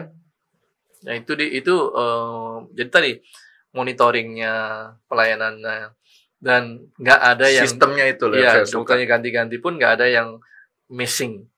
Jadi karena mereka sudah baca, malah waktu saya bilang ini tadi udah pernah dikasih, saya bilang apa? Udah cek. Iya tadi, tapi memang ini harus satu lagi. Nah, jadi dia tahu dari situ, dari recording by system itu kan. Kemudian apa lagi yang membedakan? Nggak judes. Serius loh. Iya. Nah, susternya baik-baik, susternya padahal kalau kita ke Cina, Dok, itu saya tuh berapa kali jalan-jalan ke Cina. Setiap kali ke Cina ngeliatin orang berantem. Ya karena udah kayak film kungfu aja gitu kan. Enggak, karena kamu nggak ngerti kali bahasanya. Bahasanya nggak ngerti. Lo kadang-kadang kalau ada bahasa yang memang suka bentak-bentak kayak gitu. Itien-tien. Iya. Nah, ini satu yang mungkin yang kita juga harus belajar ya, bahwa membuat pasien senang, bahagia itu penting karena untuk kesehatan dia menjadi lebih baik. Tapi yang menarik, ada cas tambahan nggak tuh? Nggak ada ya. Tapi yang menarik itu sebenarnya yang soal medical tourism itu loh, Frankie. Iya. Jadi dari sana sampai sini konsultasi bisa lewat Zoom, kemudian ke sana udah dia tahu kita punya tiket sampai dijemput gitu. Itu yang nggak ada, Frankie. Tapi yang jelas kan di sini kan bahwa sesuatu penyakit itu bukan diada-adain sakit, memang ada penyakitnya kan. Dan satu lagi kelebihannya di sana tim, Frankie. Iya. Itu kelebihannya tim. Karena kalau nggak tim itu rada-rada susah. Jadi kalau di sini ya dipegang masalah dokter, dia pengen ini dikonsul. Konsul ini kasih 3 obat, ini kasih 5 obat, jadi 8 obat. Di situ 3 obat. Jadi di jumlah dan mereka saling nggak mengalah. Kalau tim tuh nggak. Betul. Yang tadi Dokter Jaya ngomongin tuh bener banget, di sini kelakuannya kayak begitu tuh. Jadi di sini itu kayaknya kayak teamwork. Saya tim, kamu yang kerja. Ya itu salah satu yang saya bedakan waktu itu ya, karena kakak saya waktu di rumah sakit ya kan, bahwa ini nanti konsultasi dengan dokter ini. Nah itu ada charge. Kalau di sana enggak, di sana ya charge-nya satu, yang namanya 1 hari itu ya sekian dokter itu udah datang. Serius? Serius. Itu bukan charge per pasien, per dokter. Iya, dokter di sini kan dok itu namanya tim. Yang namanya tim itu seperti itu. Artinya beberapa timnya orangnya terserah deh ya. Yang penting kita bicara borongan gitu ya. Iya, kalau kayak bangunan kan borongan, bukan harian ya. Bukan. Dan kalau yang dokter yang datang yang setiap itu kan ada namanya charge fee konsult tuh. Ya. 160 renminbi. Itu kali 300.000, 400.000. Kalau di sini coba dokter sekali visit berapa? 900.000 kali juta. 1 juta. Iya. 400.000 sekali. 168 renminbi kali 2.200. Itu sekali visit dokternya itu. Terus sekarang nih sudah berapa hari sejak dioperasi nih, Pak Irianto? Saya operasi tanggal 9 ya. Tanggal 12 hari Jumat apa ya pokoknya. Ini 3 minggu lebih lah. 3 minggu lebih. Ya. Ada yang dirasain nggak? Enggak sih. Nggak ada ya. Jadi ya karena tadi bekas operasi kan sakit di depan, tapi perih lah ya. Perih itu ya normal lah. Terus suruh kontrol lagi sana. Ya, jadi nanti saya tanggal 9 berarti sebulan lah dari operasi.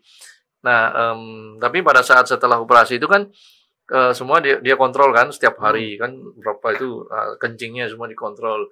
Sampai saya bilang kapan boleh pulang. Nah itu 1 minggu dia kasih waktu. 1 minggu dia monitor kalau semuanya kencing normal segala macam normal, oke, you boleh pulang. Oke, waktu di laparoskopi itu berapa lubang? 3 lubang. 3. Terus 1 di belek 8 cm karena untuk ambil Iya, gede soalnya itu. Gede. Udah. Dan rapi, jahitannya rapi. Nah, saya buka jahitan itu di Bali. Nggak apa-apa tuh ya? Nggak apa-apa. Jadi dokter sana ngasih tahu, malah kasih referensi sama dia ini gini. Dijahit apa di staples? Jahit. Jahit ya? Jahit. Nah, Pak Irianto tahu ya? Ada yang bisa di staples ya? Iya. Jadi saya dijahit, kemudian saya pulang kan waktu di Bali, saya tanya dokter bedah kan, ke dokter bedah untuk cabut, dia bilang, "Iya, ini rapi sih kerjaannya." Nah, Pak Irianto, ada pertanyaan saya nih. Kan awal kita kan mau cari yang terbaik buat penanganan kanker di tempatnya kidney, left kidney Pak Irianto. Pertama ada angkat, konvensional banget ya. Iya. Kedua pakai cryo. Ketiga pakai nano. Balik lagi ke angkat. Iya. Perasaannya gimana tuh? Karena saya pada saat setelah saya analisa sekian banyak, ya kan, saya akhirnya menjadi yakin ya berapa berarti di KL 1, di sini 3, di sana 1 lagi, kemudian ada 6 maksudnya 5 dokter individu dan 1 lagi yang berkelompok, ya kan, mengatakan yang sama, artinya bahwa angkat adalah opsi yang paling baik. Saya pikir ya mungkin ya Tuhan kasih jalan itu yang terbaik gitu. Itu 1. Yang kedua, dokter sudah bilang kalau kondisi seperti kamu gini recovery-nya cepat. Karena badan masih fit gitu ya. Iya, masih fit. Itu ya udah saya pilih itu yang cepat. Dan saya juga harus meyakini diri sendiri bahwa setelah operasi ini ya cepat. Ya kan? Nah, jadi makanya begitu saya yakin saya pulang langsung saya stay di Bali. Di Bali ya healing lah ya. Ya di rumah sana. Tapi juga nggak bisa cuma tidur aja gitu kan ya. Saya ya kebetulan di Bali udara lagi enak bulan-bulan begini kan. Tapi mereka nanya ini nggak? Apa kira-kira tuh sumbernya asalnya dari mana tuh, faktor apa yang bikin? Nah, salah satu dia bilang adalah nanti hasil dari biopsi. Nah ini ada nama setelah biopsinya kan akan di patologi lagi tuh. Yeah. Yang ini dia mau lebih lengkap. Kalau yang sebelumnya rumah sakit sebelumnya cuma 16, yang ini 60-an gitu nggak usah. Itu berapa gitu? Biayanya itu tadi yang 95.000 sudah termasuk biopsi yang 20.000 renminbi ya. 20.000 renminbi kali berarti 45 juta. Untuk dipastikan jenisnya apa. Tadi kan karsinoma tapi kan banyak. Ya kan. Kemudian apakah dia merupakan jenis penyebaran yang masif atau tidak? Ya kan. Apakah itu merupakan gen? Itu dari situ ada sama apa gitu. Nah, hasilnya nanti tanggal 7 baru akan keluar. Gitu. Tapi sementara hari apa ya? Ini sekarang hari Sabtu kemarin istri saya tuh tanya di WA gitu, dibilangnya so far bukan jenis yang sangat ganas, ya kan, bukan jenis yang penyebarannya juga cepat, dan identik bahwa bukan gen. Nah ini saya nanti tunggu laporan akhirnya aja saya seperti apa, gitu kan. Nah itu hasil nanti dari biopsi. Jadi, nah waktu pulang itu saya nah ini ada satu dokter lagi datang yang dokter khusus di Chinese herbal. Oh iya. Nah makanya dia kan kombinasi. So saya ditanya nanti pulang mau gimana gini. Oke, ini dia bilang pulang nggak akan ada obat. Iya. Ya kan. Cuman dibawain painkiller in case kamu sakit. Iya. Ya kan. Tapi kalau nggak usah diminum. Iya. Ya kan. Nah yang kedua kalau nanti buang air kan pasti jangan ngeden. Kalau ngeden habis operasi kan sakit. Iya. Dikasih jamu Cina. Iya.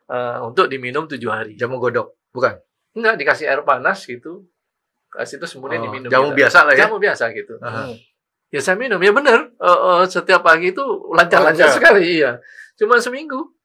Udah nggak ada obat-obat lagi. Nggak dibawain obat macam-macam lagi. Tuh. Nggak depend on drugs. Iya ya, Frankie. Iya. Karena kenapa? Ini ginjal. setiap drugs itu akan membebani ginjal. Ya, ngurangin. Jadi dia benar-benar memakai tuh herbal itu sebagai komponen pelengkap. Saya sih pernah dok ketemu sama satu dokter ahli ginjal urologi dok ya, urologi betul, Ya, spesialis urologi ya. Dia bilang katanya manusia itu setelah umur 30 tahun fungsi ginjal berkurang 1% setiap tahun dok. Kira-kira gitu dok. Benar. Berarti kalau kita sampai umur 130 masih bisa hidup, bonus tuh. Ya kalau dibilang, saya selalu bilang pokoknya kalau udah lewat 80 itu udah bonus dah. Bonus. Iya. Iya, udah terus berkurang ada 50%. pesan nggak dia disuruh ngapain itu setelah itu? dia Apa yang dia boleh bikin dan nggak report. boleh? Nah, dia bikin report. Dia cuma bilang itu dalam reportnya itu bahwa dia bilang ya sama, nggak boleh kerja terlalu berat dulu, ya kan. Apa namanya, minum air yang cukup ya tadi kan cukup jumlahnya. Kemudian apa namanya, istirahat yang cukup, tidur jangan terlalu malam. Oh udah nggak ada itu. Yuk nggak boleh kurangin garam, that's it. Yang lain-lain nggak ada tuh, nggak boleh makan inilah, nggak boleh makan ini, nggak ada. Cuma dia satu. Kurangin garam juga nggak disuruh. Iya, kurangin garam. Cuma itu doang. Iya, Cuma Pak Irianto cuma satu nih yang di checklistnya nggak kena tadi tuh. Kerja jangan terlalu berat. Banyak aktivitasnya tuh. Ya kan? Itu begitu di checklist langsung dicoret tuh. Nggak bisa ini. Jadi dia cuman itu. Jadi saya bilang terus kalau nanti misalkan apa lagi ya, dibilang merasa sakit itu ya itu painkiller, atau kalau sampai emergency coba ke dokter apa gitu. Cuman gitu. Simple ya. Simple. Jadi kesimpulannya sekarang setelah membandingkan di Indonesia ada ke dokter-dokter, ke Cina dan ke KL segala macam, yang paling lebih berasa nyaman buat Bapak Irianto, yang mana? Pertama, transparansi dari sisi dokter menjelaskan kepada kita. Jadi Ya kan? memberikan waktu peluang untuk discuss sama pasien ya. Gitu. Iya. Kan level pasien pasti berbeda-beda, dan pada saat dia dijudge sakit itu pasti logiknya lebih lambat. Iya. Ya dong. Jadi kesabaran yang perlu dokter itu jelaskan kepada kita. Ya kan, itu satu. Jadi Yang di mana nih?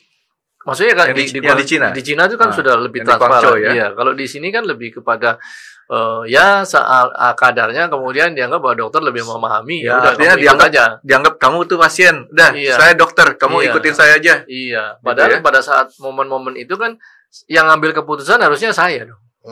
Iya, badan kamu gitu ya. Iya, jadi bukan dokternya bilang udah kalau kamu nggak ini kamu mati, kalau kamu ya kan, itu saya yang harus mutusin. So, jadi saya bilang adalah transparansi. Yang kedua adalah pelayanan, gitu kan. Nah, pelayanan termasuk pada saat saya bilang apa namanya, waktu awal kurang lebih biayanya berapa. Nah, itu sudah dijelaskan. Udah dijelaskan sejak awal. Jadi nggak kaget di akhir, Iya. Frankie. Iya kan. Nah, jadi ini pelajaran yang perlu. Artinya medical di Indonesia harus mau bersaing dengan cara seperti tadi. Betul. Kalau apalagi kan katanya di Bali akan dibangun, memang saya lihat gedung rumah sakitnya sudah jadi dong. Itu rumah sakit internasional di Indonesia yang the best, akan memanggil dokter-dokter diaspora saya dengar. Tapi kan itu kan building. Yang tadi Bapak Irianto sebutin kan bukan building, tapi perilaku sama layanan kan. Jadi artinya mungkin nantinya orang-orang Bali yang biasa kerja di pariwisata yang memang melayani. Nah, ini kan dari seluruh Indonesia itu yang namanya bisa melayani hanya orang Bali itu. Jadi kalau bahasa komputernya yang di Bali itu baru dibikin hardware-nya. Software-nya tetap harus ada yang tadi diceritain. Ujung tombaknya adalah perawat, Frankie, jangan lupa ya. Karena kenapa? Yang dihadapi pasien tiap hari itu adalah perawat. Jadi manakala perawat itu judes, itu buat pasien tuh nggak enak banget gitu. Itu kebawa itu ke banyak hal. Betul. Di situ kan lain, senyumnya beda, Frankie. Ya, itu pengalaman juga. Kebetulan ada satu orang dari Medan di situ operasi 9 jam, dia kena pankreas, kena liver, kena usus, dioperasi 9 jam. Saya sih setuju dengan dokter. Dia dipasangin selang tuh banyak dari komponennya itu. Dia joget-joget aja di TikTok aja sama si susternya, ayo ada. Dia make it happy kan. Pak Irianto, sehingga dia merasa lebih cepat sembuh gitu. Pak Irianto, saya setuju dengan dokter punya omongan. Suster itu ujung tombak. Tapi balik lagi, Dok. Suster itu dapat ini yang cukup enggak? kadang-kadang saya ya, kalau ngeliatin sorry ya, kita makan di rumah makan ya, saya nggak ngomong suster. Kadang-kadang tuh ada pekerjaan pelayan yang kerjanya, sorry ya, istilahnya kasar gitu kan. Apa komentar dalam hati kita? Lu digajinya kurang sih. Iya. Ya. Iya. Jadi seseorang itu kan punya kebutuhan hidup. Kalau dia dicukupi, rasanya mungkin ya bagus Iya. aja. Nah, mungkin beda lagi. Suster sana itu banyak yang muda. Yang tua-tua juga Gimana? banyak susternya muda. Jadi Pantesan jadi dia mau yang pulang. tua, yang dibilang suster yang tua itu hanya lebih senior sebagai supervisor aja. Dan dia kontrol. Suster yang muda-muda dia tanya sama saya, gimana pelayanan ini? Oke. So, jadi is a service kan? Jadi is service industry itu. Service industry. Dan itu yang dijual sebenarnya Itu yang dijual.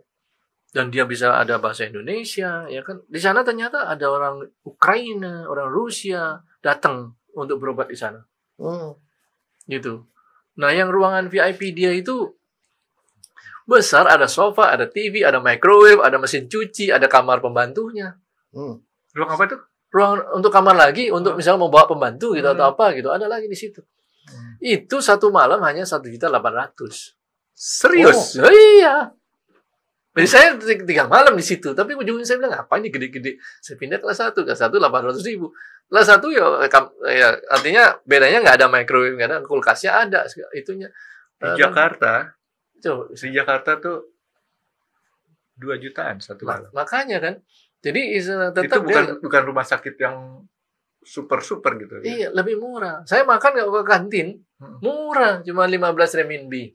Tapi makanya udah orang Cina tahu sendiri makannya bisa untuk 2 orang buat kita. Tapi ngomong-ngomong tadi Pak Irianto bilang ada Ukraina dari Rusia. Rusia Di satu kamar. Nah, jadi ada mereka terima dari beberapa negara. Dari waktu saya datang itu ada juga mungkin dari Nepal atau mana lah gitu. Jadi memang melayani. Bahasa asingnya juga bagus-bagus ya. Bisa. Ya tadi orang misalkan ngomong Indonesia tapi dengan logat Cina ya sama. Iya, apa-apa. Kita bisa. Tapi orang Cina bahasa Inggrisnya lebih gampang didengar loh daripada orang Jepang ngomong bahasa Inggris dong. Ya tergantung dari dia punya logat ini. Jepang mah lah rada beda lah. Australia aja yang Inggris susah kita dengarnya. Australia lebih susah loh. Itu the most difficult. Jadi itu yang saya pikir memang is the best service buat saya. Nah, satu lagi sebelum saya lupa.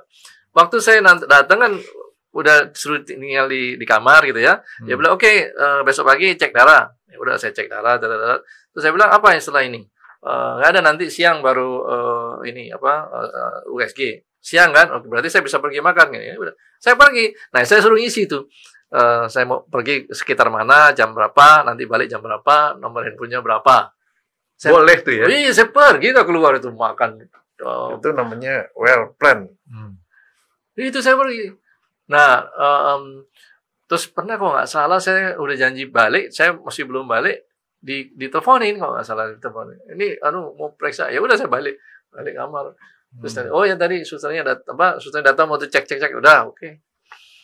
Malam ya gitu, jadi saya siang sama malam tuh keliling kuliner.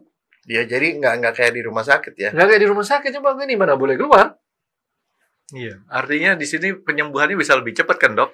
Karena happy, kita nggak ngerasa satu stres yang tinggi, kita ngerasa ya kita tetap sehat, cuman sesuatu yang harus ada ditangani sama dokter aja gitu kan. Dan saya juga lihat yang di kantin yang mereka sudah itu bawa infusnya pakai geledek-geledek, ambil makan aja. Ya kan? Sama keluarganya yang gandeng udah segala. Jadi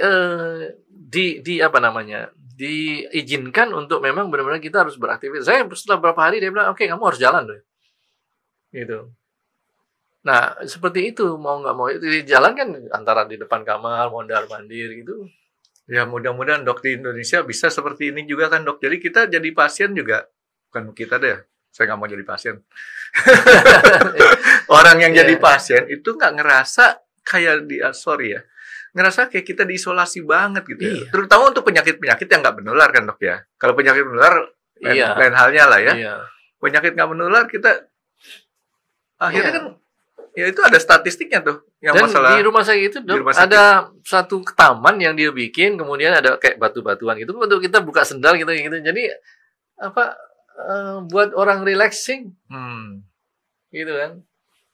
Makanya kalau saya lihat rumah sakit yang zaman dulu, zaman Belanda kayak di Surabaya itu RKZ itu kan di tengahnya ada tamannya. Jauh-jauh amat di Ya, Indonesia, di Jakarta ada tuh di Jakarta di mana? Karolus. Karolus gitu ya? Oh. Karolus zaman dulu masih begitu ya, Dok ya? Masih, saya nggak tahu. Terakhir saya ngeliatin Karolus itu, tapi sekarang Karolus sudah gedungnya bertingkat tuh. Nah, itu karena sekarang udah bertingkat, mereka melupakan adanya kayak seperti tadi kan, kita perlu juga refreshing, relaxing gitu kan. Nah, sekarang saya lihat kemarin juga di rumah sakit itu ada piano. Iya kan? Jadi orang bisa duduk-duduk di luar, ada sofanya, dengerin piano, orang main, gitu kan? Oke. Jadi kesimpulan saya di sini, Pak Irianto tuh lebih senang dilayani di luar Indonesia. Jadi Iya. bukan melulu masalah kita bicara biaya. Iya. Biaya memang ya harga itu nggak ada masalah. Yang penting apa? Murah. Iya. Artinya gini, sebenarnya kan tadi kan saya bilang kalau kita transparan, dia jelaskan sama kita kondisinya seperti apa, risikonya gimana, nextnya apa, itu kan kita lebih jelas nih mau mendapatnya sama. Yang saya dengar dari negara tetangga, begitu kita datang, oke, ini cancer, kamu di kemo. Nah itu ada beberapa yang akhirnya pindah ke sana. Kebetulan tadi anaknya teman saya yang kena yang di betis itu besar. Opsinya di Jakarta potong kakinya. Hah? Potong kakinya. Kemudian di Singapura dibilang Singapura, iya kalau nggak salah Singapura tuh di Malaysia dibilang itu potong.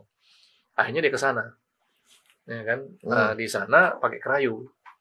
Nah, kerayu mengecil sekarang.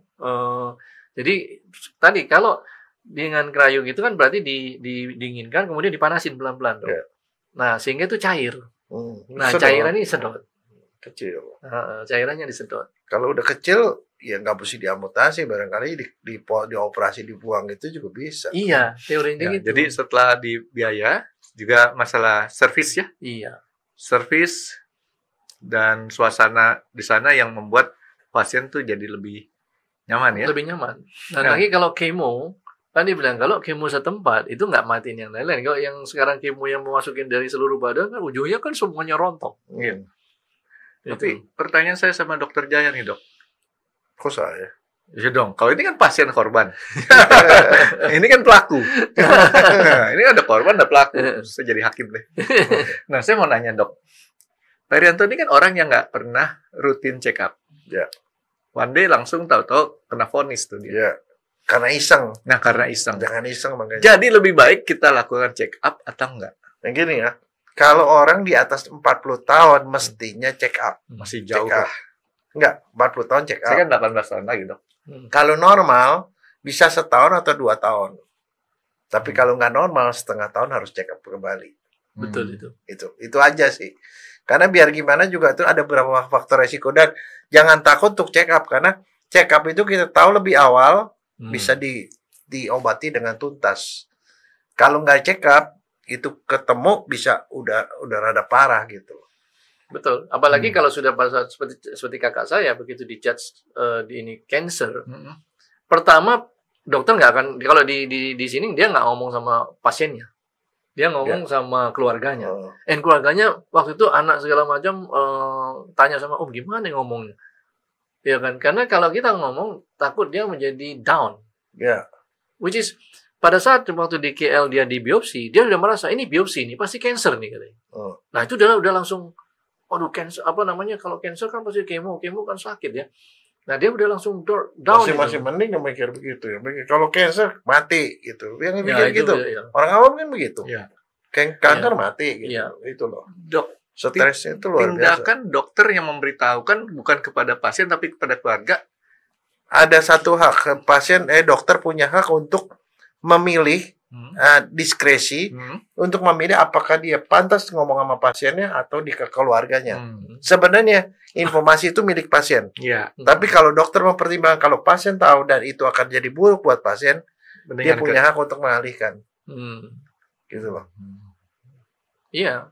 Nah, yang kakak saya tadi saya bilang ini saya bilang ini juga belajar ya bagaimana pada saat kita sudah tahu dan penanganan lebih cepat lebih penting dibanding dengan kita molor ujungnya merambat kemana-mana, ya kan? Jadi kakak saya waktu di judge itu di bulan habis Imlek berarti di awal Maret tadi artinya karena ginjal operasi, kemudian setelah dibilang sakit, dokter bilang, ya ini karena dipasang stent, tunggu sabarlah, kasih painkiller sampai jenis morfin pun dikasih. Tapi setelah stentnya diambil masih sakit. Saya udah bilang cari second opinion, tapi karena dia waktu itu bilang, oh ini dokternya udah bener dah ginjal. Akhirnya di CT scan ketahuan bahwa itu cancer, tapi dia nggak ngomong ke si pasien. Akhirnya anak-anaknya bilang dibawa ke KL. Nah di KL ditunjuk ini dianalisa lagi, itu perlu waktu 1 minggu lagi. Hanya dikasih painkiller, is nothing else, karena kan cancer nggak ada obatnya kan. Hanya dikasih painkiller. Nah itu kemungkinan besar sudah merambat kemana. Lah akhirnya cek, ngomong tadi Zoom dengan yang di China yang di Guangzhou, kirim. Ini bisa dipakai kayu. Sampai di sana bilirubinnya udah naik-naik terus. Begitu dia naik-naik itu sampai 400 lebih. Nggak sanggup yang si rumah sakit itu dikirim ke rumah sakit Sun Yat-sen yang rumah sakit umum. Bayangin orang di sana kan udah kayak pindang. Aduh, udah teriak-teriak segala macam, ya kan? Hanya untuk memastikan livernya bisa dibenerin nggak. Ujungnya sampai di sana udah ngantri-ngantri, dia bilang, wah ini nggak bisa. Ini tunggu berapa hari. Balik lagi ke rumah sakit itu cuma dikasih painkiller, lama-lama naik kan. Nah di sana nggak sanggup. Udah pulang pulang ke Jakarta dengan berpikir kalau nanti udah menurun, bawa langsung ke Guangzhou. Karena kalau dari Surabaya masih transit segala macam. Ternyata sampai di Jakarta naik terus bilirubinnya. Udah sampai ke 800, terus saya tanya saudara-saudara saya, ini sama dokternya kalau udah lebih dari itu pasti koma.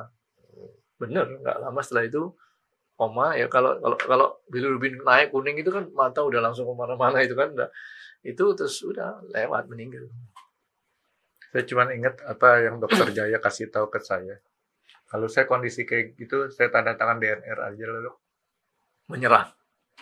Ya, tadi dalam satu poin kalau tadi saya bilang kita sudah merasa ujungnya kan orang ini berangkat karena memang sudah menyerah juga gitu.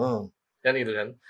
Tapi kalau mau dengan semangat kita bilang, ya artinya kalau tadi kan udah kondisinya udah parah ya. Iya. Tapi tadi semakin kita tadi kalau nggak, bedanya gini, saya analisa dari saya punya logic thinkingnya. Kalau saya nggak check up, ya kan, saya nggak tahu begitu parah sakit susah mengobatinya. Iya. Kan gitu kan. Terus kalau ini ya udah tahu begini, udah angkat, then what is the next? Ya berarti saya hidup ke depan mesti bagaimana gitu. Iya. Tahu nggak Pak Ir? Bisa begitu karena apa? Karena bos gede. Iya, betul. Bos gede yang ngatur. Betul. Kan nggak pernah kepikiran. Iya. Mesti check up. Tahu-tahu dia iseng. Iya. Bos gede tuh udah nyuruh begitu. Betul. Ya kan? Betul. Kalau bos gede bilang check up. Bos gede bilang sembuh. Iya. Dan ada satu poin yang dari hubungannya dengan bos gede tadi itu, saya ini kan ya selalu berpikir positif dan membantu orang pun dalam arti nggak pernah berpikir apa sih yang nanti gue akan dapat gitu kan. Ya, jadi pokoknya kalau buat saya tuh selalu diatur sama bos gede punya mau. Bos gede itu maunya jadi apa. Tapi yang tadi Pak Irianto tuh mungkin bos gede karena banyak yang perbuatan baiknya nih. Perbuatan baik yang bos gede maunya begitu ya. Betul, karena saya merasa begini, pada saat saya tadi udah tahu begitu kan, akhirnya bercerita lah dengan beberapa teman. Nah, pada saat saya mau operasi itu, istri saya bilang, ayo kita berdua deh, gitu kan. Ternyata nggak lama kita mau mulai itu, teman saya yang itu tuh datang sama suaminya pendoa. Kita berdoa deh. Saya bilang berarti ada tambahan nih kan, ya kan, yang berdoa. Jadi yang kerebutan lah ya. Jadi mendoakan saya. Kemudian bos saya yang di Jakarta punya stafnya yang dulu pernah kena cancer dan beliau juga pendoa juga. Bos saya ngasih tahu ke anak buahnya, ini sih katanya Irianto nih lagi di Guangzhou lagi mau operasi nih. Nah, terus dia tanya, jam berapa operasinya? Ya kan jam 2 sana kan berarti jam 1 Jakarta kan. Pada saya dioperasi. Terus dia bilang, dia nelpon ke handphone saya. Tapi kan istri saya kan saya suruh pegang nih kan. Dia bilang lagi operasi. Dia bilang, gini kita doain bersama nih dari pakai handphone. Jadi yang doain kan banyak. Nah, sebelum itu saya juga kebetulan saya ini membantu yayasan di Bali itu ngurus ada hampir 100 anak-anak di panti asuhan itu dok, yang sampai kita sekolahkan. Saya bilang saya baru ingat, oh ya coba minta mereka berdoa. Ya mereka berdoa gitu kan untuk saya gitu kan. Nah, dengan saya yakin bahwa yang mendoakan saya banyak, ya kan, tingkat dari saya punya happiness dan keyakinan bahwa saya akan bisa sembuh itu lebih tinggi. Tapi Gitu. yang ngomongin sama Pak Irianto benar banget ya. Kadang orang tuh masih ragu sama kekuatan doa. Itu terjadi, Dok. Waktu yang kemarin pengalaman saya itu. Tapi memang masalah kita dipanggil itu kapan bos gede punya mau. Iya, betul. Tapi kekuatan doa itu luar biasa hebat. Betul. Nah, tadi dari saya ada 3 alasannya menurut saya. Kenapa sih kok bisa kena? Ya itu. Nomor 1, yang sampai sekarang jawabannya masih, saya tanya juga ke dokter-dokter itu, apakah ini karena vaksin? Karena 2 tahun lalu saya nggak ada masalah. Kenapa? Apakah ini karena vaksin? Pertanyaannya kan akhirnya orang, lu pakai vaksin apa? Ya kan, saya pakai Sinovac. Ya, Apalagi? Ya kan, Sinovac. Kenapa? Sinovac semua. Semua, dua-duanya. Yang ketiga saya nggak mau tembak, nggak mau suntik. Kena nggak? Sempat kena COVID nggak? Kena. Tapi yang ringan, saya yang batuk-batuk sama ini doang. Itu. Jadi yang kedua, stres. Memang saya di 1 tahun terakhir cukup stres karena banyak yang mesti saya urusin segala macam. Dia cukup tinggi lah stres. Stres yang dibilang salah satu stres adalah membantu orang, ternyata orang itu berbalik nge-kick saya gitu kan. Nah itu yang kita harus relain. Tapi saya nggak bisa pada saat itu. Justru that's stres. Nomor 3, sial aja. Gitu sudah. Tapi kalau untuk pertanyaan yang salah karena vaksin, kita kayaknya kurang berwenang untuk menjawabnya, Dok ya. Nggak ada yang bisa jawab. Ada 2, Frankie. Kita nggak pernah tahu itu karena hubungan sebab akibatnya tuh terlalu banyak faktornya. Betul. Tapi yang kedua jangan salah. Penelitiannya Jangan salah, virusnya sendiri juga punya potensi untuk bikin yang kayak gituan. Jadi itu. Ya bisa, makanya. Dan saya mendengar banyak orang kena cancer. Ya belakangan ini aja. Entah apakah karena kemudian, ya sebelum saya dijudge cancer. Iya kan? Tadinya orang-orang, kena cancer, kenapa ya gini? Oke. Ternyata, kena sendiri. Kena juga. Gitu. Oke, gini. Saya mau mencoba untuk meringankan penderitaan beban pikiran Pak Irianto. Iya. Pak Irianto sekarang kan berpikiran, kok jadi banyak orang kena cancer? Sebenarnya itu cara berpikir kita. Pada saat kita berpikir, kita lagi mau sesuatu, misalkan contoh, handphone merek X gitu ya. Merek X ini jarang. Ternyata karena kita tuh lagi pengen punya merek X, kita ngeliatin ke sekeliling, yang tadinya cuma kita lihat sembarangan, ternyata tuh merek X. Jadi fokus perhatian kita ke merek X itu terus. Jadi makin banyak kita ketemu yang sesuai dengan fokus pikiran kita. Mungkin juga seperti itu. Ya kan? Jadi Pak Irianto lebih tenang lah. Iya.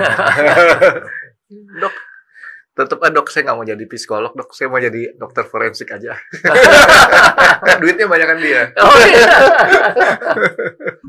Iya, Gitu. iya.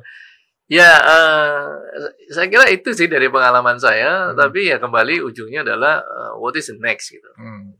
Kan itu yang mesti ini kan orang bilang, makanan diatur gini. Ya susah kan makanan diatur. Sekarang saya coba mau makan diatur kurus. Ya kan tambah kurus. Enggak loh. Makanan enggak bikin kurus. Jadi makanan tuh asal cukup makan nggak akan bikin kurus. Nah, itu kalau saya selama yang saya bilang tadi sebelum saya sakit, kalau saya makan itu kan saya tidak selalu makan setiap hari tutup makan seperti itu. Enggak. Saya tuh makan sedikit. Tanya dokter Jaya, kalau makan sedikit nggak, Dok ya? Lalu Cuman apa, Dok? sering. Nah, saya enggak, karena saya ngikutin pola hidup ayah saya. Nah. Ya kan bisa sampai umur 88 itu karena dia makan selalu on time. Saya selalu on time, Dok. Jadi jam 12 tuh perut saya udah pasti bunyi dan saya harus tahu ini saya mesti isi apa. Ya kan, saya isi dulu atau saya harus makan. Gitu. Di malam pun juga gitu. Ya kan. Nah, di awalnya dulu kalau di Indonesia saya pernah kerja di Hong Kong. Di Indonesia saya selalu pagi makan nasi. Ya kan, orang tua bilang selalu, pagi udah makan nasi pasti. Ya. Begitu saya pindah Hong Kong, saya kebetulan pada itu harus berangkat sendiri. Setiap pagi saya suruh masak nasi sendiri kan, repot dong. Lama-lama saya pakai makan aja roti. Nah, roti pasti kadang-kadang lapar. Tapi karena saya terpaksa harus makan roti, saya makan roti. Tapi sampai sekarang pun saya makan pagi, mau makan atau enggak, mau makan roti atau enggak, ya enggak ada masalah. So, at the end of the day, kita punya mindset. Hong Kong, buset deh. Ya. Nggak, tapi benar Frankie, makanan itu soal mindset Frankie. Iya. Bukan soal rasa. Iya. Betul, itu betul. Ini Ya, lagi Dokter Jaya mencoba menjerumuskan saya makan makanan yang aneh-aneh. Mau ngeracunin. Oh, Kasih makan yang nggak jelas gitu. ya itu tadi. Jadi saya akhirnya saya pikir oke ya, the next-nya ya saya makan, tapi ya mungkin tidak berlebihan. Tadi garam ya pasti dikurangin supaya tadi kan kerjanya ginjal ini nggak terlalu keras kan gitu. Nah, Intinya sekarang kan saya mau nanya, yang dilakukan dengan mengurangi garam itu gimana caranya? gini, ya berarti kan makanan ini seharusnya saya pengen suka itu yang benar-benar is tasty, Ya, ya kan. Nah sekarang ini kalau agak sedikit ya kurang tasty gitu ya suki lah, telan aja. Yang penting nanti saya selingin apa, misalkan kita dengan buah. jadi toleransinya itu ya yang Iya. yang diatur ya. Yang diatur. Kalau mau nurutin rasa itu ya pasti enak pakai micin kan, sama sama garam kan. Itu aja. Micin itu natrium. Natrium itu ya kan? Iya, natrium. Oh. Sodium Natrium glutamat. Oh. Sodium itu sama natrium. sama garam. Sama garam ya. Iya. Kata kecap manis juga garam katanya. Iya, memang. Kecap manis Kecap kalau manis itu garam. dirasain ya. Enggak, soalnya kalau isi saya tuh modelnya lain. Yang namanya kurangin garam, dia makan cah kangkung, Heeh. dicuci dulu kangkungnya. Oh. Makan soto, dia makan dagingnya. Kuahnya nggak pernah dia makan. Nah, itu garam. Nah, ini ada satu lagi Pak Irianto. Jadi maksudnya Itu Pak Irianto kan dikasih obat-obat herbal, iya kan? Tahu nggak kulit durian itu bisa dimasak? Enggak. Nggak tahu? Enggak. Ya udah, bisa dimasak. Terus tapi bisa dimakan nggak? Ya itu nggak bisa. Saya cuma bilang bisa dimasak. Iya benar itu juga. antioksidannya tinggi loh. Nah, durian saya nggak boleh banyak nih sekarang. Ya, Kan mungkin pokoknya satu nyicip aja oke gitu. kalau bicara sama saya masih ditunggu ujungnya tuh.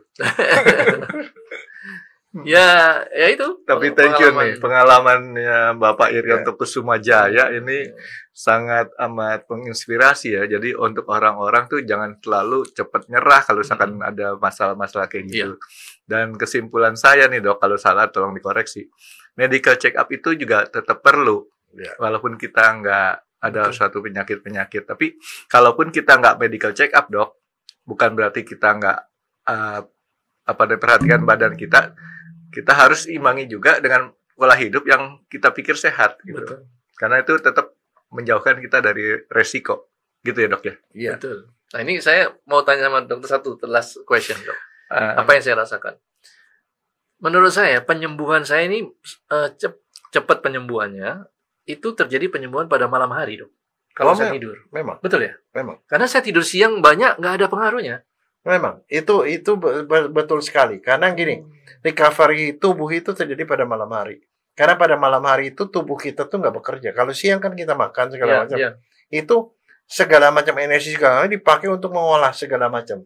Termasuk kita bekerja segala macam. Pada waktu kita istirahat, disitulah kesempatan sel-sel kekebalan kita dan segala macam itu untuk bersih-bersih, Pak. Oh. Bersih-bersih, regenerasi. Matiin sel-sel yang rusak dan segala macam. Itu recovery-nya ada di situ. That's why selalu dibilang, kita punya 24 jam, 8 jam kerja, 8 jam tidur, 8 jam itu mesti diisi dengan acara yang lain. Oh. Tapi 8 jam tidur itu nggak boleh dikurangi. Nggak boleh kurangin ya. Kalau mau sehat. Betul, karena Tapi saya satu lagi, Pak. Sebenarnya yang di Bapak itu masalahnya adalah satu. Minumnya harus ditambah, Pak. minum itu. Sampai kapan? Sampai pada saat waktu Bapak kencingnya bening. Bening, Pak. Nggak boleh kuning. Nggak boleh kuning ya. Ya, kalau kuning pada waktu bangun tidur, kencing kuning is no problem. Karena malam kan nggak minum kan. Iya. Tapi kalau siang, kencingnya harus seperti air. Oke. Air Jadi, bening gitu. Itu aja. Berarti ini yang saya mesti Karena ini lakukan. urusan ginjal. Iya, Urusan iya, ginjal. iya. Saya cuma ngomong itu aja. Ya, sudah berkurang 32%. Ya karena ya teman nanya apa bedanya, sejauh ini saya tidak merasakan satu hal yang berbeda. Tapi beda loh. So, 6 cm itu hampir segini. Gede, Pak. Segini. Udah 2/3 segini lah, Frankie. 6 cm loh. 50 gram ada tuh Dok ya. Lebih Lebih lah. 2/3 dari isinya ginjal. Ginjal tuh segini, 2/3-nya segini lah Frankie, segini. Dan nggak beraturan bentuknya. Gitu. Oke. Iya, sharing yang menarik, sangat menarik karena buat kita sendiri dokter itu kalau ketemu kasus ini rada-rada aneh karena nggak ada gejala sama sekali dan itu sampai segede itu gitu loh. Iya. Artinya telaten sekali miaranya sampai sebesar itu. Coba kalau nggak di check up, Kalau apa nggak yang iseng, terjadi? Itu bisa menurut ini keluar dari yang fatty-nya. Hah? Nah, fatty-nya itu kan kalau di sekitar ginjal itu kan ada organ yang lain kan. Nah, itu dia bisa nempel ke yang lain. Itu satu kesimpulan yang nggak selalu benar tuh. Kalau nggak medical check up, nggak tahu. Nggak tahu. Ya udah aman, tenang-tenang aja terus. Oh. ya tapi makanya saya sering kali ketemu banyak orang yang kamu nggak mau general check up, nggak mau, saya takut nanti ketahuan nanti banyak penyakitnya. Loh, kalau nggak diperiksa kalau ketemu bagus kan bisa diobatin, saya bilang. Iya dong. Tadi dan pada saat diobatin kita lagi fit. Iya. Kalau sedang pada saat dia sakit, ya kan udah lemah badan kita. Oh, pikiran dari otak segala macam udah lemah, ujungnya apa ya? Susah recovery-nya. Ya itu dari cara pandangan positif. Dari pandangan negatif ada lagi, Dok. Apa? Mendingan nggak tahu katanya. Ntar tahu kalau udah besar kan udah nggak lama sakitnya katanya. Belum tentu juga. Artinya iya kalau langsung ya tadi. Makanya kalau saya suruh milih, kalau Makanya saya bilang itu tergantung bos gede. iya kalau saya boleh milih, mati itu enak lebih mati yang kayak jantung jeder besok hilang. Ya kan? Ya paling yang dipikirkan susahnya yang ditinggalkan. Ya, tapi kalau kita sudah siapkan dan ditinggalkan, apalagi mau dipikirin kan gitu dong. Itu harus dipakai doa Pak Irianto, diminta. Iya, yang susah ini yang berbulan-bulan di rumah sakit, yang sampai segala macam habis. Nah itu makanya saya bilang DNR aja kalau kayak gitu saya. Apa itu DNR? Do not resuscitate. Resuscitate. Jadi kalau ada gitu jangan sampai kita masuk rumah sakit mau pasang mesin apa segala macam. Nggak ada ujungnya gitu loh. Kan gini, makanya buat kita yang pesen. Nah ini pengalaman waktu saya menangani mertua sama saya menangani ayah saya. Jadi kebetulan yang mertua saya meninggal, kita pasang itu kan dari keluarga pasti bilang, wah lu pasang ini, ribut sama keluarga. Wah, ya, ribut kan, artinya gimana ngomongnya. Waktu ayah saya sebelum meninggal saya bilang, nanti papi kalau sakit kemudian gini, mau nggak dipasangin? Nggak usah. Nah jadi saya panggil saudara-saudara saya, ini ya. Dia yang bilang nggak usah. Yang bilang nggak usah. Jangan nanti menjadi, apalagi kalau dalam keluarga ada yang sudah yang kaya, uang ini dia bilang menjadi hero di dalam suatu keluarga, kan gitu kan. Ya masalahnya kadang-kadang udah pakai gitu, udah nggak berhenti itu nggak tahu dia orang hidup apa enggak gitu loh. Itu. Jadi itu mungkin ya sebagai ini ya ngomong aja, gitu kan. Nah seperti ayah saya itu, menurut saya meninggalnya juga dengan happiness dan maunya dia. Karena apa? Dia bilang ya udah pokoknya waktu umur 80 selama 80 udah lebih dari itu udah bonus. Dan pada saat dia udah capek udah segala macam, dia nggak pernah minum Coca-Cola, dia diabetes, tapi rutin kan. Pada saat dia itu dia minum Coca-Cola, makan mie jumbo segala macam, walaupun mama saya marah-marah, tapi saya bilang udahlah kan dia maunya dia kan. Dia sudah menikmati. Kan kalau di orang di Belanda katanya nggak minum Coca-Cola, Dok. Pepsi. Oke. Jadi kayaknya saya harus tertib dengan pola hidup saya, Pak Irianto. Saya ngerasa saya harus kasih makan piaraan saya. Tahu kan Pak Irianto, piaraan saya? Tahu. Naga. Naganya. Di dalam bukan ular. Naganya gitu kan. Oke, thank you Pak Irianto. Ya, oke. Terima kasih sudah menonton X Undercover. Jangan lupa like, comment, dan subscribe. Dan ditunggu ya video-video kami selanjutnya. Nah, buat kalian, jika ada pertanyaan untuk Dr. Jaya, boleh banget komen di bawah. See you guys!